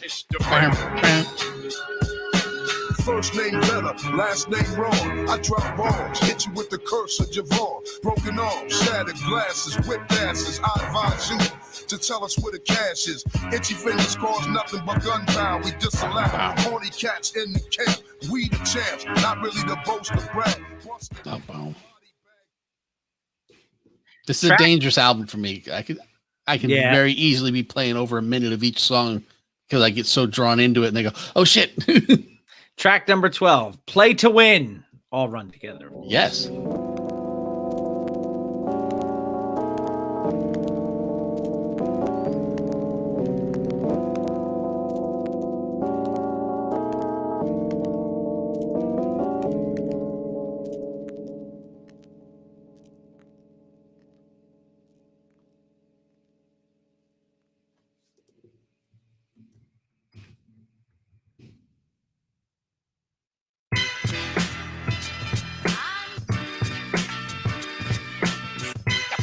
Y'all cats know we always play to win. Players, get your pay up. For my respect, I just might have to shut you down. And your punk ass from them to have to cut you down. See, I'm tired of you faggots kicking dirt. Track number 13, Riot Act. Yes.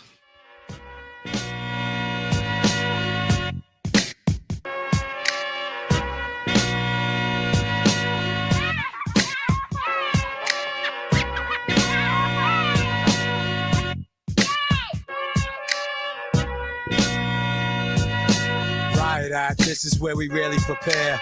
Riot Act, out here we show no fear. Riot Act, time to protect our communities. Riot Act, real criminals get immunity.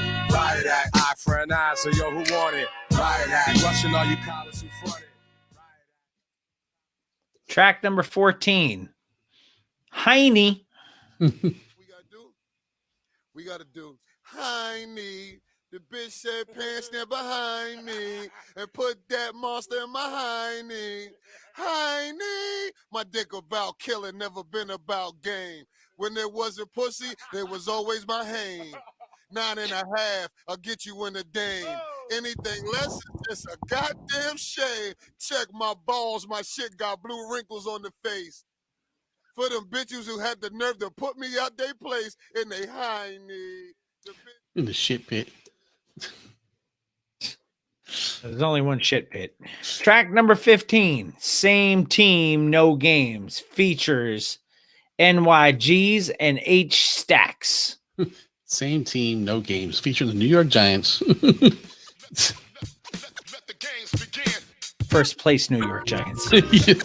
Whatever that's worth.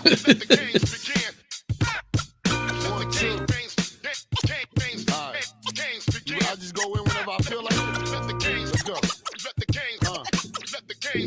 Yo, do the knowledge to the master builder, blowing the spliff, the new millennium, Hiram a biff. Gotta watch what I say to you niggas, so I code my station, cause this shit ain't really past the statute of limitations.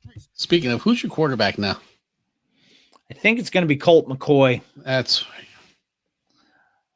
Track number 16 features Snoop Dogg and Yes. Uncle Rio, In This Life. Not Uncle Rumpy. No. Word up. Hey, yo, Ron. Yo, life ain't what it's cracked up to be these days, you know what I mean? Word. You know what I'm saying? Life hard out this motherfucker, you know what I'm saying? So you gotta make the best of a bad situation and hold your head. You know what I'm saying? You got progress through the struggle, man. In this life,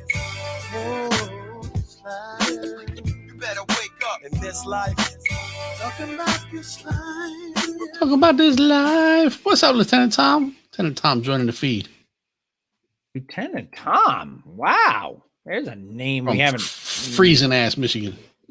Yeah. That's every town in Michigan, by the way. Freezing ass. Yes. Track number 17 is the title track of the record. It is. It's called The Owners. Maybe that's why it was the last record they did. They didn't follow the formula.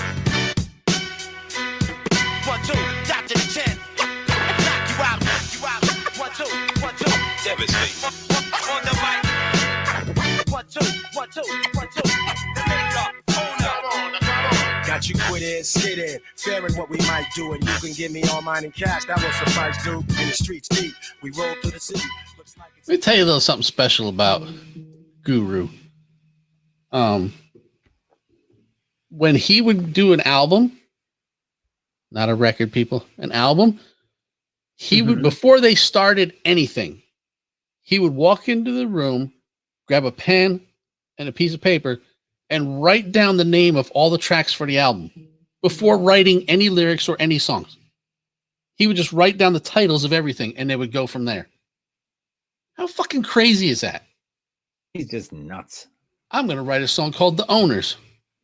I don't know what it's going to be about, but after that, I'm going to write a song called Zonin, because that's the next one that's going to be on the album. I got to figure out what that's going to be about, too.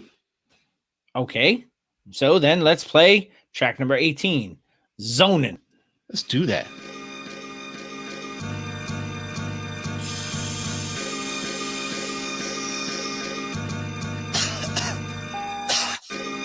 Yo, you alright, man? You Sony? Still. Nobody cuts a record like that. Yo, I popped the lid, I got to live. I ain't tall, but I can show y'all what a problem is. I like the zone, I'm nice with chrome. I keep a vast stash of magnums because I like the bone. I play the game, I stay the same. But I can switch styles, pick files, I'm like gravy train. Shot the witness, got the bitches. Still in the streets with my heat, about to shock the business. I handle biz, I cancel kids. And as you can see, Tom said, it was warm today. It was 25, which is less than 32, which means you are once again in freezing ass Michigan. Track number 19, the last track on the record, unless you count 2 Japan bonus tracks. Right. So the last track on the record of the last record he did while he was alive is called Eulogy. Yeah, LB, Brian Moyer. Miss you, man. Rest in peace. To Indira Bishop. Rest in peace, little lady. To Clara Stewart. Love you, Aunt Pluke. To the coffee boy, Arden Franklin. Rest in peace, Reds. My nigga headquarters. Head up, eyes and ears open. Words born. Jam Master J. Big L. Big Lee. That, my friends, is The Owners by Gangstar, the record of the week for episode 357, and we break it on down. Now, this record may have had some charting action, but I'm going to take a look. You should do that. I don't know that kind of stuff. It's not my lots area of of charting action expertise. for the album, not so much for any singles. 4 singles were released. 4? Yes. I know Skills. Yep. And I know The Owners was released. Yep. Was Right Where You Stand a release? Yes. Okay. That leaves me one more. I couldn't tell you a fourth one off of here. Nice Girl, Wrong Place. Wrong Place. Okay, I can see that. Yeah, I wouldn't have been able to guess that one, though. Now, the record, I've got all sorts of different nation lists on here. Yeah, because they were big all over the world. You know, Netherlands, Finland, France, German, Italian, Swedish, Swiss, UK. Damn. But let's just do the US charts. Let's do that. On the US Billboard 200. Yeah, because if you start doing every chart everywhere, Fredro's going to be on you every week to be doing that for everybody. No, I do what they give me. Yes. US Billboard 200. This peaked at number 18. Nice. US top R&B hip hop albums. It peaked at number 5. That's impressive. Very impressive. and a really damn good. Is there such thing as a bad Gangstar album? I don't You're think asking there is. the wrong guy. I don't think there is, man. Even the worst Gangstar album is better than most other people's stuff. So I have blank room on this arm. I would most definitely get a Gangstar tattoo if the boss lady would let me. oh, I could definitely see you doing that. Yes. Absolutely. So your artist of the month is DJ Premier. And there are so many different things you can listen to. Oh, yes. That Premier has put his hands on. So, and we'll probably send some of them through this way. Mm-hmm. I'm sure we'll probably be doing DJ Premier influenced records all month. There's a really good chance of that. For the records of the week, especially since it's your birthday month. It is. We don't have an old to the new or a new to the old this week. So we don't. No, we can't have them every week. By the way, got great reviews on that No One track, Yes. the new to the old last week. So Yeah, I think Hugo said it was the best new to the old that we've ever done. I think it was Hugo who said so, and complimented you on your Spanish. That's right. He did. He put it. He said you were Rico and Suave. Oh, I was. Okay, then. Well, I'm just gonna have to take a quick break then and try to fit my head through the door. Now it's time for our final break of the evening. When we come back, Bill reads lyrics, quick fantasy football update, and we'll discuss fresh flicks for the month of November. We will. All that and a little bit more coming back. Mr. Throwback Thursday, episode 357, and we bring it on down.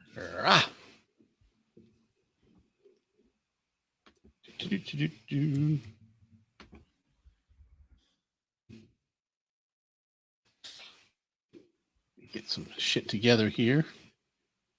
And in the meantime, we'll throw a little bit of this up here.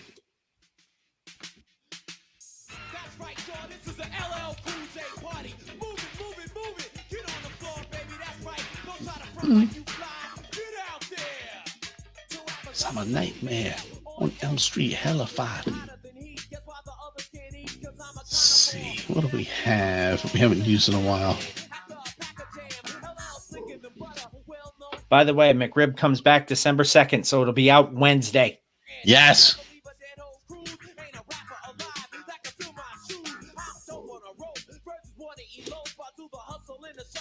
And the rope-a-dope. In a hard rock town, I gotta break it on down. Get your butt on the floor. Let's see. Iller than ill. Baba and the 40 thieves. Stay or leave. Angelos. Well, go Rambo. Right, turn that off. And let's see. I gotta pull this up on the screen. Put him on a glass. Somebody said McRib, like the one McGod took from McAdam to make McEve. Yes, that's exactly the one. Yes. If you believe any of that story, you also believe there's meat in the McRib.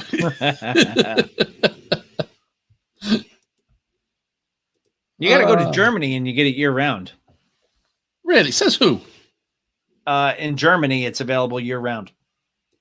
It's the only place it's available year round. Okay, player. I know more about the McRib than I probably should. Yeah, I agree. You know more about the McRib than I do, and I am a McRib aficionado. Oh, I am too, man. I really am. It's sad. It's how you get to look like this. So. Yes, but not everybody can look like this. Okay, I got another. I bitched about Etsy before. I'm going to bitch about Facebook now. Okay. Dear Facebook, if I have one friend in common with someone, I probably do not know them. No, probably not. People you may know. One mutual friend. One mutual friend. One mutual friend. Oh, that one is 5, but I probably still don't know that person. One mutual friend.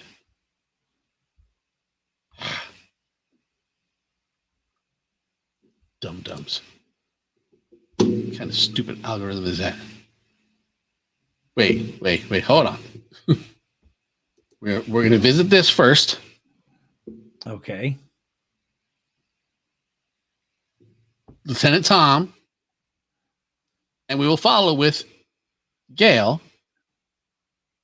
Have never had the McRib. There's a lot of people who haven't had a McRib because they keep hearing stories of the fact of, people like us who love them, but still say we're not even sure if it's meat. We're not, but look, I've eaten a whole lot of MREs in my time. And for anyone who doesn't know what an MRE is, it's a meal ready to eat. It's a bag with other bags in it that have food in it. or food stuffs. Yes, food-like products. Everything from the 5 Fingers of Death, which was hot dogs. There were little hot dogs all in a row. To the Vomlet, which was a ham and cheese omelet in water in a packet. So I've eaten some really weird stuff in my time in the military. The McRib, stellar compared to that. It is a pork product that they've said. They said it's a pork. So it could be head cheese mashed into I don't know. It's just delicious. Yes, John. What it is. They do shit on a shingle in MRE. It's horrible. I've gotten to the point where MREs to me are nothing. I mean, it's just food. It's very salty and like entirely too many calories for a day. And then you eat 3 of them in a day, and they have the entire calories for a day in one of them. But yes, they do have shit on a shingle, and it's not good. It's entirely too chili-like. And I don't know, sir. I don't like it. But the chili mac, You're I'm a big Mr. fan. Force. Yes. No, sir, I don't like it. Yeah, that's where I first found jalapeno ketchup. Was in an MRE. Jalapeno ketchup. I've had that on something. I forget what the hell it was though. It's as spicy as it sounds, but it's not bad. It's a spicy meatball. Yes. I don't think it was on meatballs. It was not on meatballs. No. For I would know if it were spicy on meatballs. Spicy on meatballs. All right. Yeah, but Tom goes out in the woods and like kills pigs and boars and then pulls the meat off of them because he's that kind of guy. And that's more pork than what the McRib is. Yeah, I go to McDonald's and go, take the onions off that motherfucker and give me a McRib. Because I cannot have the slivered onions on it. I like the slivered onions, but I'm not allergic to them. So no, you're not. You put mushrooms on that fucker and I'm going to die though. Put some extra mozzarella on that motherfucking shit. All right. We got a segment to do here. Let's do that. Yes. Not that screen. It's not the screen I'm looking for. That's the screen I'm looking for. Yes. So let's hit this drop. And we'll do that with a Shri. Who's your mama?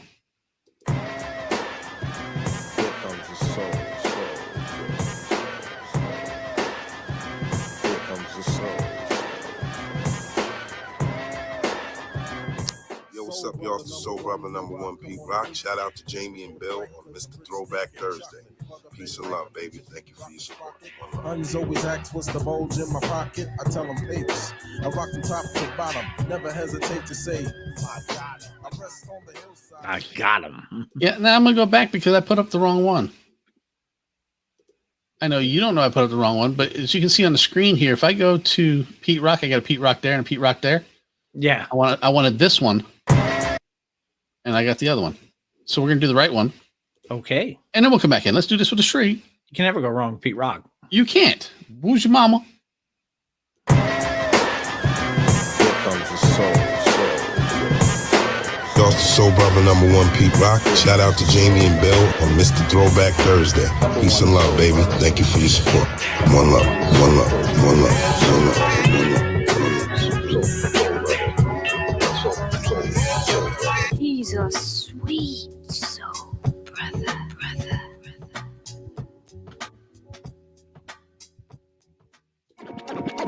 But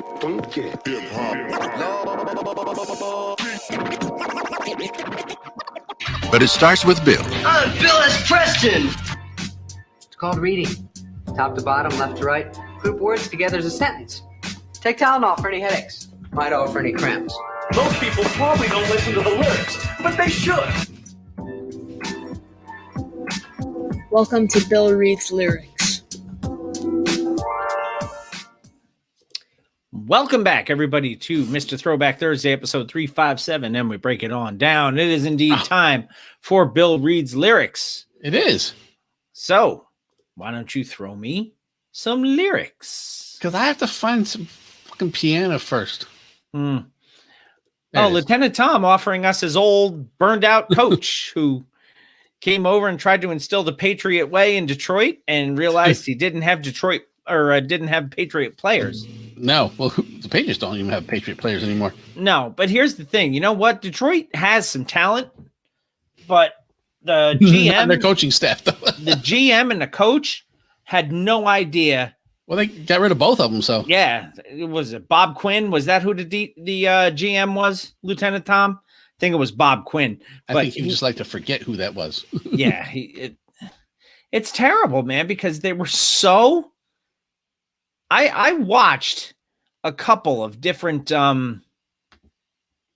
Detroit Lions games over the years, and I'm telling you, man, that they are very talented team. The rest are doo-doo. The rest are doo-doo. The Jets, on the other hand, not a talented team. The Jets are doo-doo. They need to fire Adam Gase like 3 weeks ago. Yeah, I'd take Herm back. Herm doing okay out at Arizona State. I know. So, okay. Well, I kind of figured this was going to be where we were going. Well, that's good. So we're going to go down to the final verse.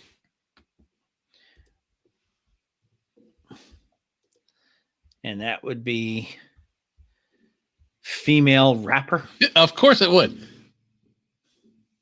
So, with no type of ado. None. Sesame Street Grover Styley, whether nearer or further, we will cue the motherfucking piano. Now, put my lips on your dick? Get serious. Why don't you hoes rub your nose on my clitoris? My pussy's kinda hairy, and my pussy's kinda loose, so go and get a straw so you can suck my pussy juice. Let me tell you, Big Black, I ain't to be tramped on. Make you eat my pussy, then I put back in my tampons. You motherfuckers know I'm on a head kind of trip. You gotta have fun before you get my lips. Once your ass pay, then the dick's in my face. I take it real deep throat like. Don't say shit. Just pull it out quick.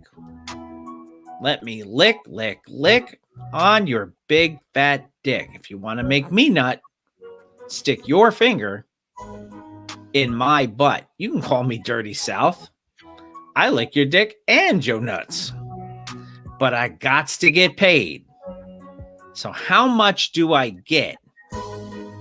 Well, here's $1, bitch. And thanks for putting your lips on my dick.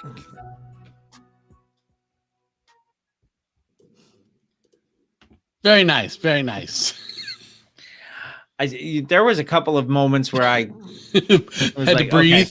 Okay. Yeah. Push through the next line real quick. Sometimes, yes. Sometimes. Yes, it was female in the beginning. It was female rapper. Yes. She doesn't even. She doesn't get a name. Yeah. Sorry. so apparently she's Maxi Priest and Shaba.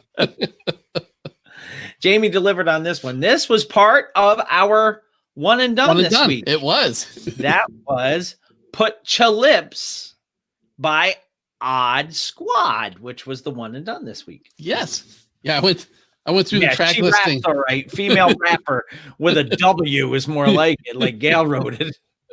I do sound like a very assertive lady. I'm a woman who knows what I want. You did sound like one. I did on that one. Because I'm not getting any younger, man. I ain't got time to fool around. No. Ugh. All right. Well, the less said about that, the better. Before we do the fake football update, let's do the Fresh Flicks review. Yes, let's do that. Let me see if I can find. Oh, by the way, we have a giveaway too. We do. And trying to figure out how we're going to do it. Yeah. Let me pull this up here. Nope. Okay. Now we can do Fresh Flicks. So we shall do a Fresh Flicks review. You gotta be kidding. What? This is a dirty movie. No, this is a movie that a lot of couples come to. All kinds of couples go here. Sure about that? Yeah. Riggs, who's the perp? What'd you bust him for? Oh, I'm a perp? Oh, you see a young brother in the back of the police car, automatically I'm a perp? Look at my suit. Look at my tie. What do I look like, the fucking Crips accountant? Y'all mind shutting the fuck up, man. This the people from the fucking Census Bureau. What? The people from the Census Bureau. I'm talking about brand new white Air Jordans that I just bought. And that's all you can say is, excuse me. Are you serious? Yeah, I'm serious. I fucked up quick 2 times. 2 times. Auditions are over today, all right? You gotta come back next week. Maybe we can work something out, all right? Box. Why don't you go home and watch The Late Show, Pops? Why don't you just go home? So test 2, baby. Yeah, ain't no Jackson. D, motherfucker, D. Learn to speak English first, all right? D. Them In that sisters clip, them sisters broke. In that little clip, there were 2 scenes. Yes. From the November Fresh Flicks movie. Yes, and which was if you're not a patron, Spike you missed Lee out. joint. Huh? I said, if you're not a patron, you missed out. A Spike Lee joint. Mm-hmm. Do the Right Thing. And John has it perfectly. We were all kind of goofing around in the beginning. Fresh Flicks was awesome. We do with most of them. Started funny with lots of interaction, and then as the movie got heavy, we all kind of shut up and just watched it. Yeah. And as we've said before, that movie could have been made yesterday. Mm-hmm. And it was in 1989. It's timeless. The only part that isn't timeless is the fact that a lot of those actors are no longer with us, and that makes me sad. Extra cheese is only $2. An extra, well, that's still with us because that's a patron level. Yes, it is. But when you think about who's not with us anymore in that movie, we started off right in the opening credits. We're like, that guy died. That guy died. That guy died. I mean, yes, we're all getting older, but 30 years. Yeah. And the majority of the people we were talking about were younger. Mm-hmm. You know, they weren't 18 or anything at the time. But I mean, I can understand both Ossie Davis and Ruby D because they were not young in during 89. the filming of that movie. No.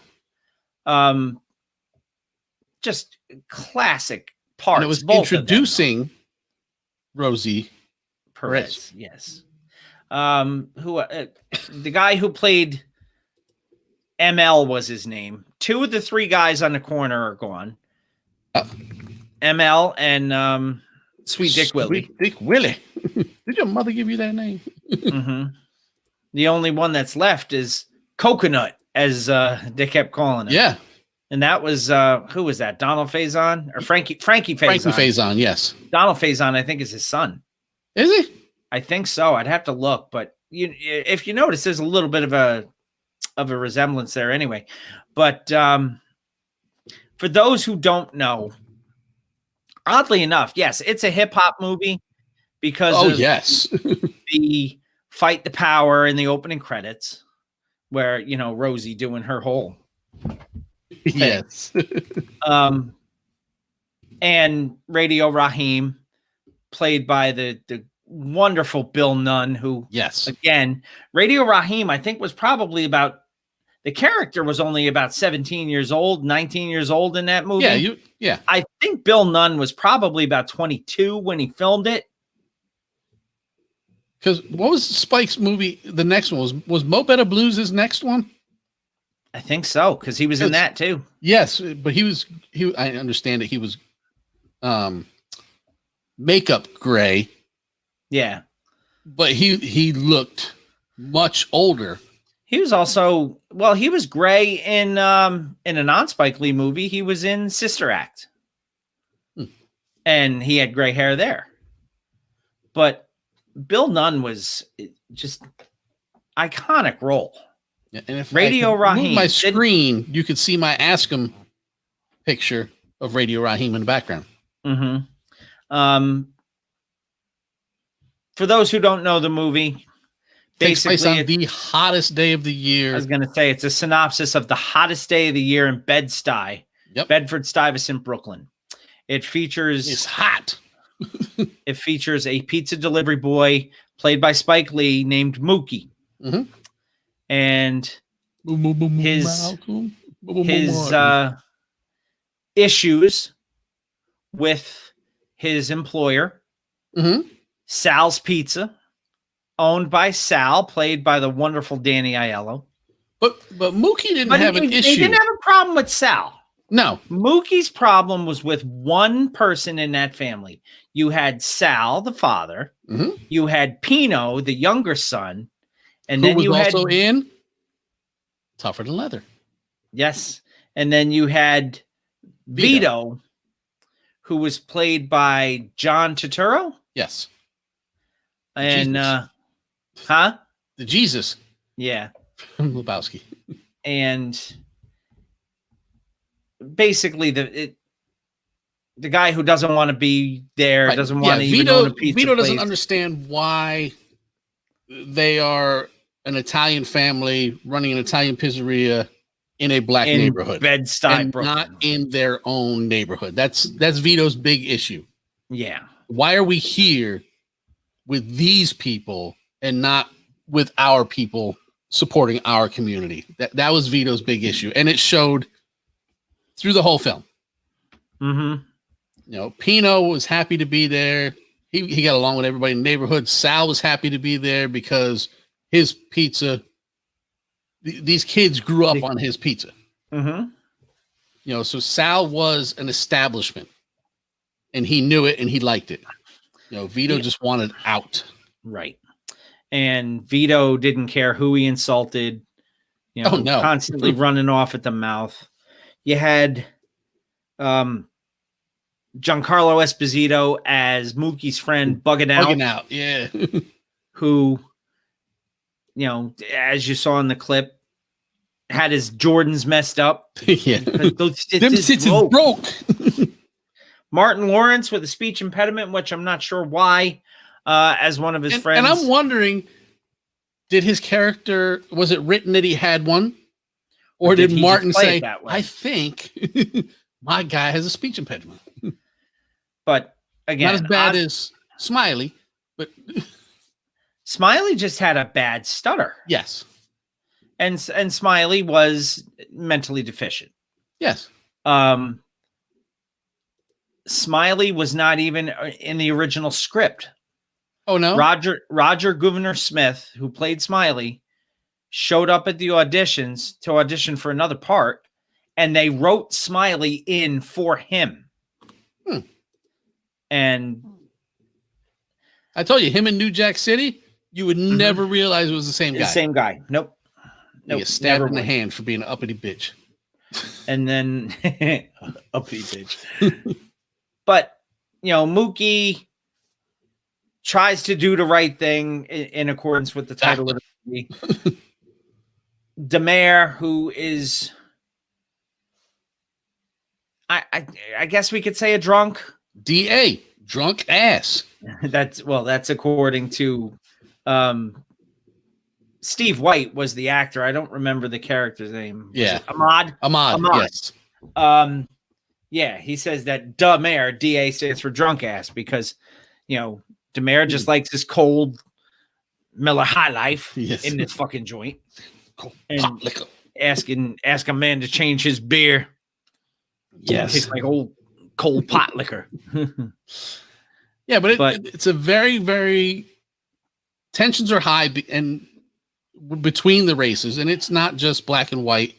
Oh no, the halfway through the movie, that little set of soliloquies that they all do with the insults, which they've built up to. I mean, that is a giant crashing point right there. Yeah, but from a filmmaking perspective, they led up to that very nicely because you see Radio Raheem go in to the Korean market to get his batteries. You see and the there's a three break out guys there. on the corner talking about the Korean market. Right. And then you see Radio Raheem get into the box battle with the Mexicans or Puerto Ricans. On The block. Latinx kids. Yes. So there's that. And then Mookie and Vito all the time. Yeah, going at it, you know. So Mookie and then with the cops, classic everybody's line is against like the cops. all you say is Nickelback this, Nickelback that. Right. How come all of your favorites are these so-called Nickelbacks? Yeah. And you're talking about Magic Johnson and Prince. Bruce. And Bruce.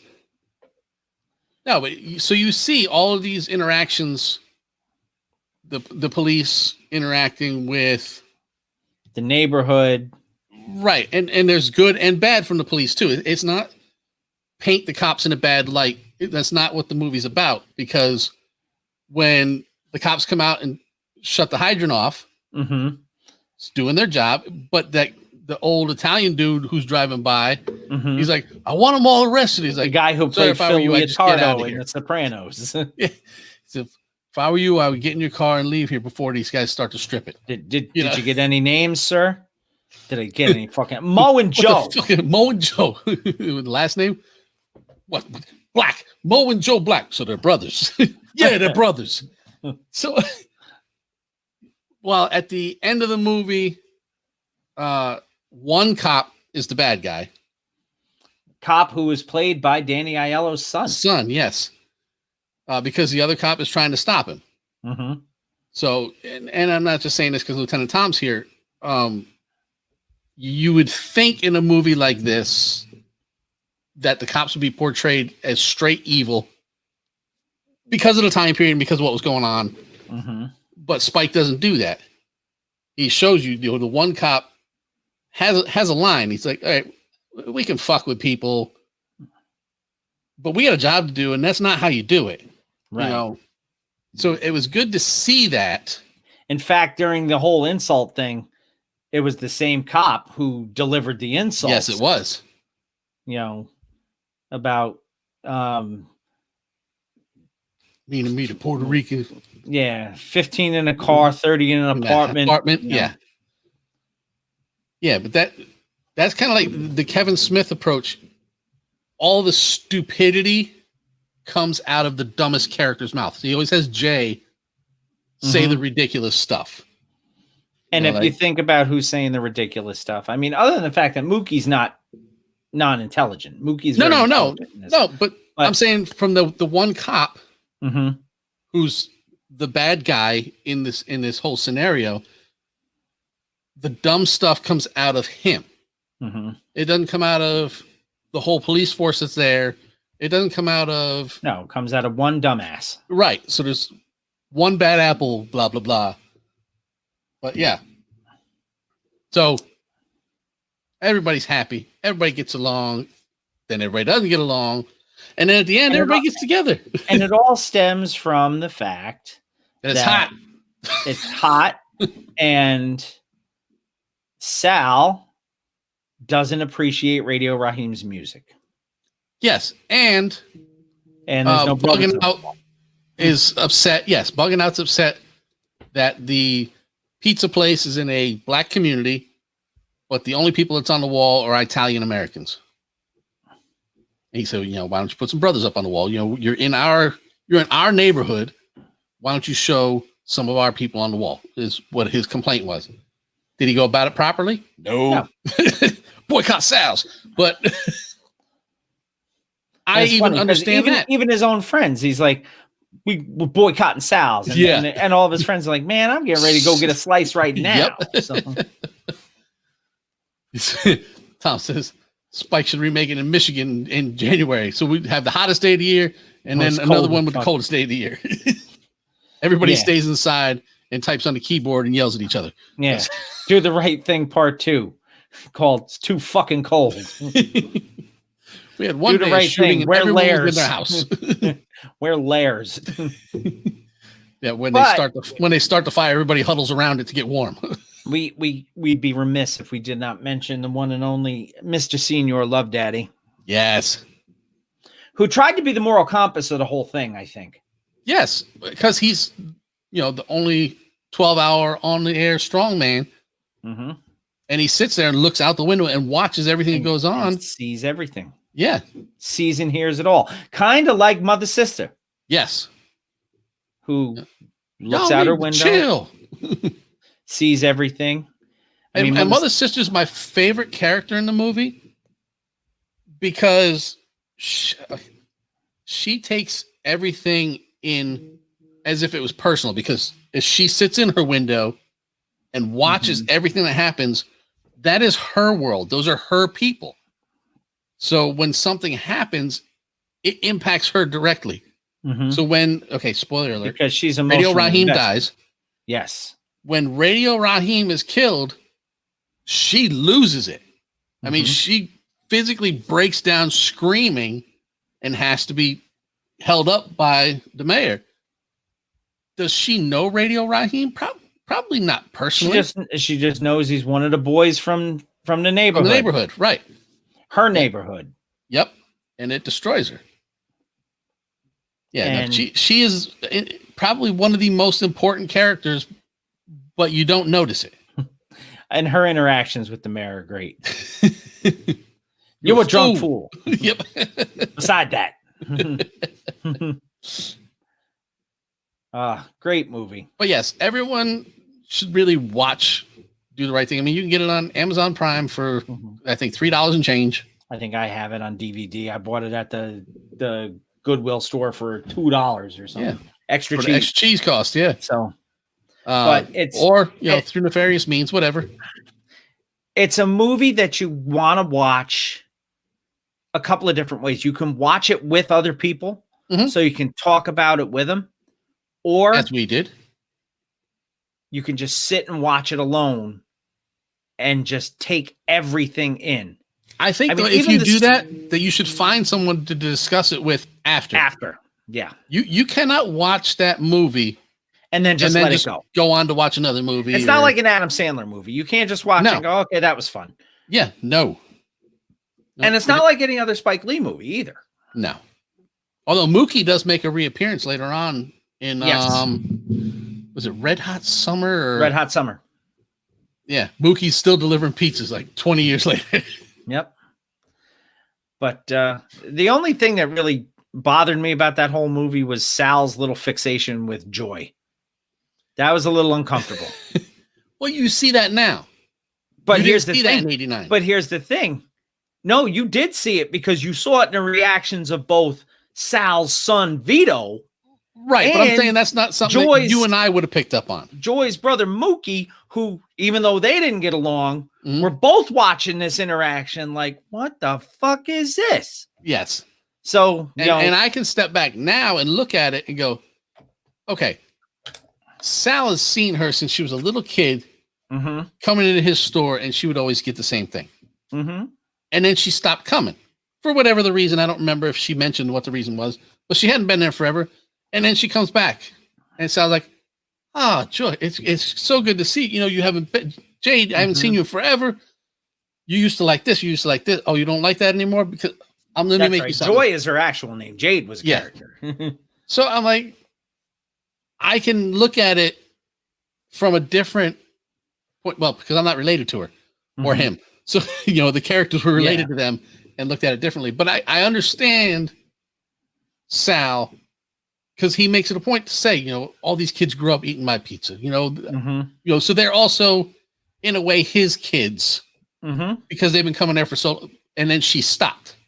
Right. And then she came back and he was happy to see one of his kids come And I back think around. maybe that's why it hurt Sal so much that the events took place the way they did at the end. Yes. You know, granted, Sal yelled and argued with Radio Raheem about the Right. music. Heat of the moment thing. But Sal did not kill Radio Raheem. No. But Radio Raheem's neighborhood basically killed Sal without killing him because they destroyed his livelihood. Well, they weren't going to be able to take it out on the cops. No. And, Sal started. I won't say started, but Sal instigated. Sal by threw taking the bat out. Sal threw the gas on the fire. He did. Yes. Yep. But incredible really film. Incredible. Absolutely. So that was Fresh Flicks for November. We were joined by John and Gail. No, did Gail make this one? No. John and Sarah. Sarah. That's right. Gail didn't make this one. I think she was still having issues with connection and stuff. Who else? Was it just John and Sarah and you and me? It may have been. Okay. No, they'll tell us. Anyway, that was it for Fresh Flicks. Great movie. It was a pleasure to sit down with everybody and watch it.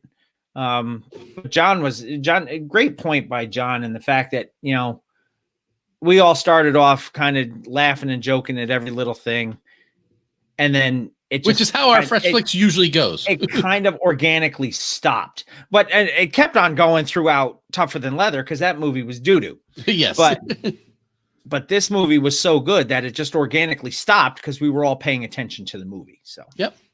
Yeah. And Gail says she's going to go do the right thing and watch it. Like I said, I know it's on Amazon Prime. It could be in other places. Yeah. I'm not sure, but I know that it's there because that's where I tracked it down. And it's like I said, it's like $3 and change. Shall we take a quick gander at the Fantasy Football League before we call it? We can't go in depth on it, but we can touch on who's up, who's down. Right. Because playoffs start soon. Yes, playoffs. Like 2 or 3 weeks, I think. Let's see. Well, let's get a little intro while you dig that up. All right. Foosball. Bunch of overgrown monsters manhandling each other.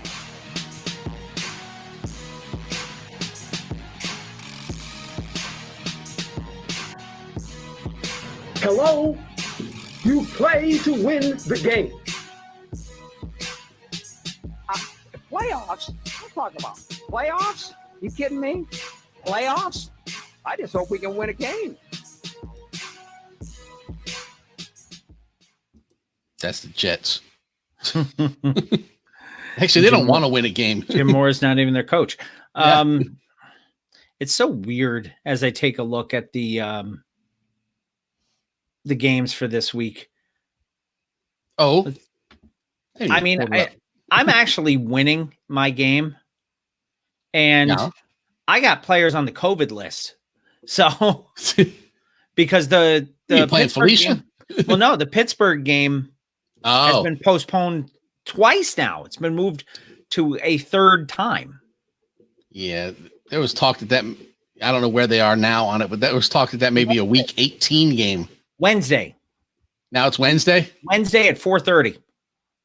That's ridiculous. Mm-hmm. It's not So gonna happen. anyway, let's take a look and see where we're at. Game 1, Thuggish Ruggish versus Jock and Mike D. Thuggish Ruggish is me coming in at 5-6, 9th in the league. Jock and Mike D coming in at 6-5, 5th in the league. So one game swing is 4 places. Yeah, it is. In the standings. And as of right now, I'm up 112.78 to 80.14, and I am a 71% favorite to win. Mm-hmm. So I'm not going to call it yet, but I'll tell you what, I could use the win. That'll put me at 6-6, and that would drop Ronnie J to 6-6, therefore muddying up the waters a little bit more. Go see Josh Doxson. Yes. Took on Belichick yourself. So Jamie versus Becca. And this one is over. Jamie will go to 9-3 with a 124-94 win over Becca, who drops to 5-7. Yeah. Game number 3 on the list. We've got K-Mac first out the limo coming in at 8th place, 5-6, versus Drop a Cam on him, coming in at 5-6, listed as 6th in the league. And it looks like this one's not quite over because I think Ian has 1 or 2 players left to play. Yeah, but like is a not 90-10 or something like that. Yeah, Isn't it? is not projected to win. So Manny is projected to win this one. Ooh, what's Will Fuller suspended for? I don't know. So that would drop Ian to 5-7. That would move Manny to 6-6. Dr. Trey Flowers at 3-8, 11th place in the league. That is Sanket going up against Weapon X. Going give it to you, and that is your friend. That's Greg. And it looks like Greg's going to win this one. This one's over. Yeah, it's over. Greg's going to move to 8-4. He came in 4th place in the league at 7-4. Sankekan dropped to 3-9. But he avoids the Felicia Trophy. He does, because I believe Felicia has clinched the Felicia Trophy, and we'll find out. Look that way. Cook rules everything around me. 8-3 coming in at 2nd place. That's John. All over Felicia at 69 points this week. 0-11. Going to go to 0-12. But he's a 99% to win. It's not over. It's over. There's a 1% chance that Mark Ingram, who's on the COVID list, and Lamar Jackson, who's on the COVID list, could play all of a sudden. Yes. And the final game, make them say ow. Coming off a loss. I want to give a shout out to John for, everybody who plays Felicia gets a Felicia bye week. So it's like a bye Felicia bye week. Oh, Jesus. But it's a Felicia bye week. And that's funny. So he wasted his Tyreek Hill 51.4 point performance on his Felicia bye week. Well, I had my Patrick Mahomes week this week, and I needed every inch of it because I was projected to lose to Ronnie. But so make him say ow is going to move to 10-2, hold on to 1st place in the league. Fife Dog Pound Dr. Tim's going to drop to 5-7. Came in 7th place. He's going to drop.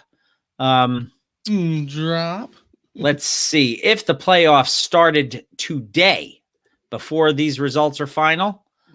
Make them say ow has a bye. Cook rules everything around me has a bye. And then it would be Greg versus Ron, but that's going to change because Ronnie lost. Right. And you versus Manny. Yeah. But that's going to change too. So yeah, everything's subject to change.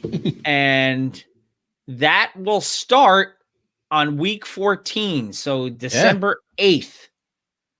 Yeah. So that is 2 more weeks. We got week 14 is the first week of the playoff. We have the rest of this week and next week, and that's it. As I said, 2 weeks till playoffs. God. Yeah. I don't know if I'm going to squeeze into the playoffs, but I'm going to try. And that's your update to the Fake Football League. We'll get into more detail on that when we can. Yeah. But with COVID and everything, it's just this whole year has just been so crazy. And the rest are doo-doo. Doo-doo. Very much. And I think that's everything we have for this week, isn't it? And then some. And then some. So time to go from Bill to Phil, I guess. Switch hats. And to a Jimmy hat? Whatever you got to do, but you should take us home first. Well, that's just craziness. What's craziness is the fact that when I pulled up the fantasy football, I closed out. You don't have all that shit memorized by now? I do have most of it memorized, but every now and I forget what shows are in and what shows are out. Skip the shows. And I just sneezed. Thankfully, I turned my mic off. Skip all the shows. Say all of our friends. So all of our friends, World's Strongest Coffee, Death Wish Coffee. Find them Facebook, Twitter, Death Wish Coffee. Use our code Throwback, save 10%. Def Rugs, defrugs.com, Facebook, Twitter, Instagram, @Def Rugs. Bittersweet Candy Company, Heather Lent. Handmade, small batch, different, and delicious. Check her out on Facebook. Order at bittersweetcandy.com. Code is throwback, saves 10%. Melted Mikes, meltedmikes.com. Mr. Throwback Thursday is the code to save 10%. Ray's Energy Drink from Rep Sports. Go to Friends of the Show page on our website at mrthrowbackthursday.com. Click on that, enter the code throwback, and saves you 15% off your order. And if you order today on Monday as we record, they're running a buy one, get one deal for Cyber Monday, and you can just use our code on top of that and get all kinds of crazy discounts. Very cool. So the social media network, you know where to find us. We've told you about the website. You know our Twitter handles and everything. Don't need to go my through that. Steves. The one thing I can't leave out is our shout-outs. Yes. Shout-outs to Gail Dunmeyer, Manny Baez, Sarah Henderson, John Henderson, Hugo Gonzalez, Sanket Patel, Teresa Lynn's Simple Luxuries at teresalynns.com, Kat Malark, Clay Arsenault, Fred Diedrich, Raphael Ward, Jason Eckert, the Shrieking Warrior Jennifer Buchanan, Jacob O'Neill, Jason Heath, and Paulie Tibbert. They get announced every week because they got five on it. Or more. You want to get your name mentioned every week? Become a patron. Go to patreon.com/MRTBT. We've mentioned all of our friends in the past, all the podcasts we listen to, everybody that we promote. You know where to find them. Go give them a listen. We are way overdue as far as time goes. So, got to give our stuff away. Oh, yes, we do. So, from the Death Wish prize pack. Yes, the box inside the box. There's going to be some Death Wish stuff, and the winner is Lieutenant Tom. Okay. For joining us this week. Yeah. Because we talked about do the right thing. We talked about cops, and I said, hey, Lieutenant Tom's a cop. Yes. So congratulations, Lieutenant Tom. You are going to be receiving a Death Wish prize pack, courtesy of Mr. Throwback Thursday. I'm sure he has your contact information, and we'll get it to you. So until next week, episode 358 will be coming down the pike very soon. And we'll be in touch with everybody during the course of the week, because we do have something on the back burner that we got to put on the front burner real soon. For the weekend. But we will we'll let you know. So until then, everybody take care of yourselves. Wash your hands. Wear your masks. Wash your butt. And we'll see you back here next week. Keep it classic. And always remember. New school stale. Old school fresh.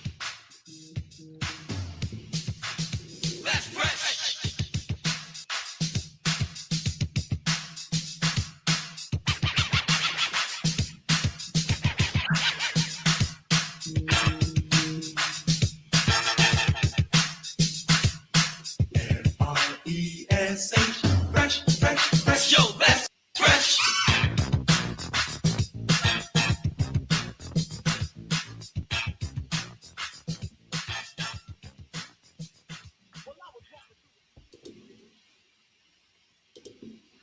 Thank you, everybody, for joining us.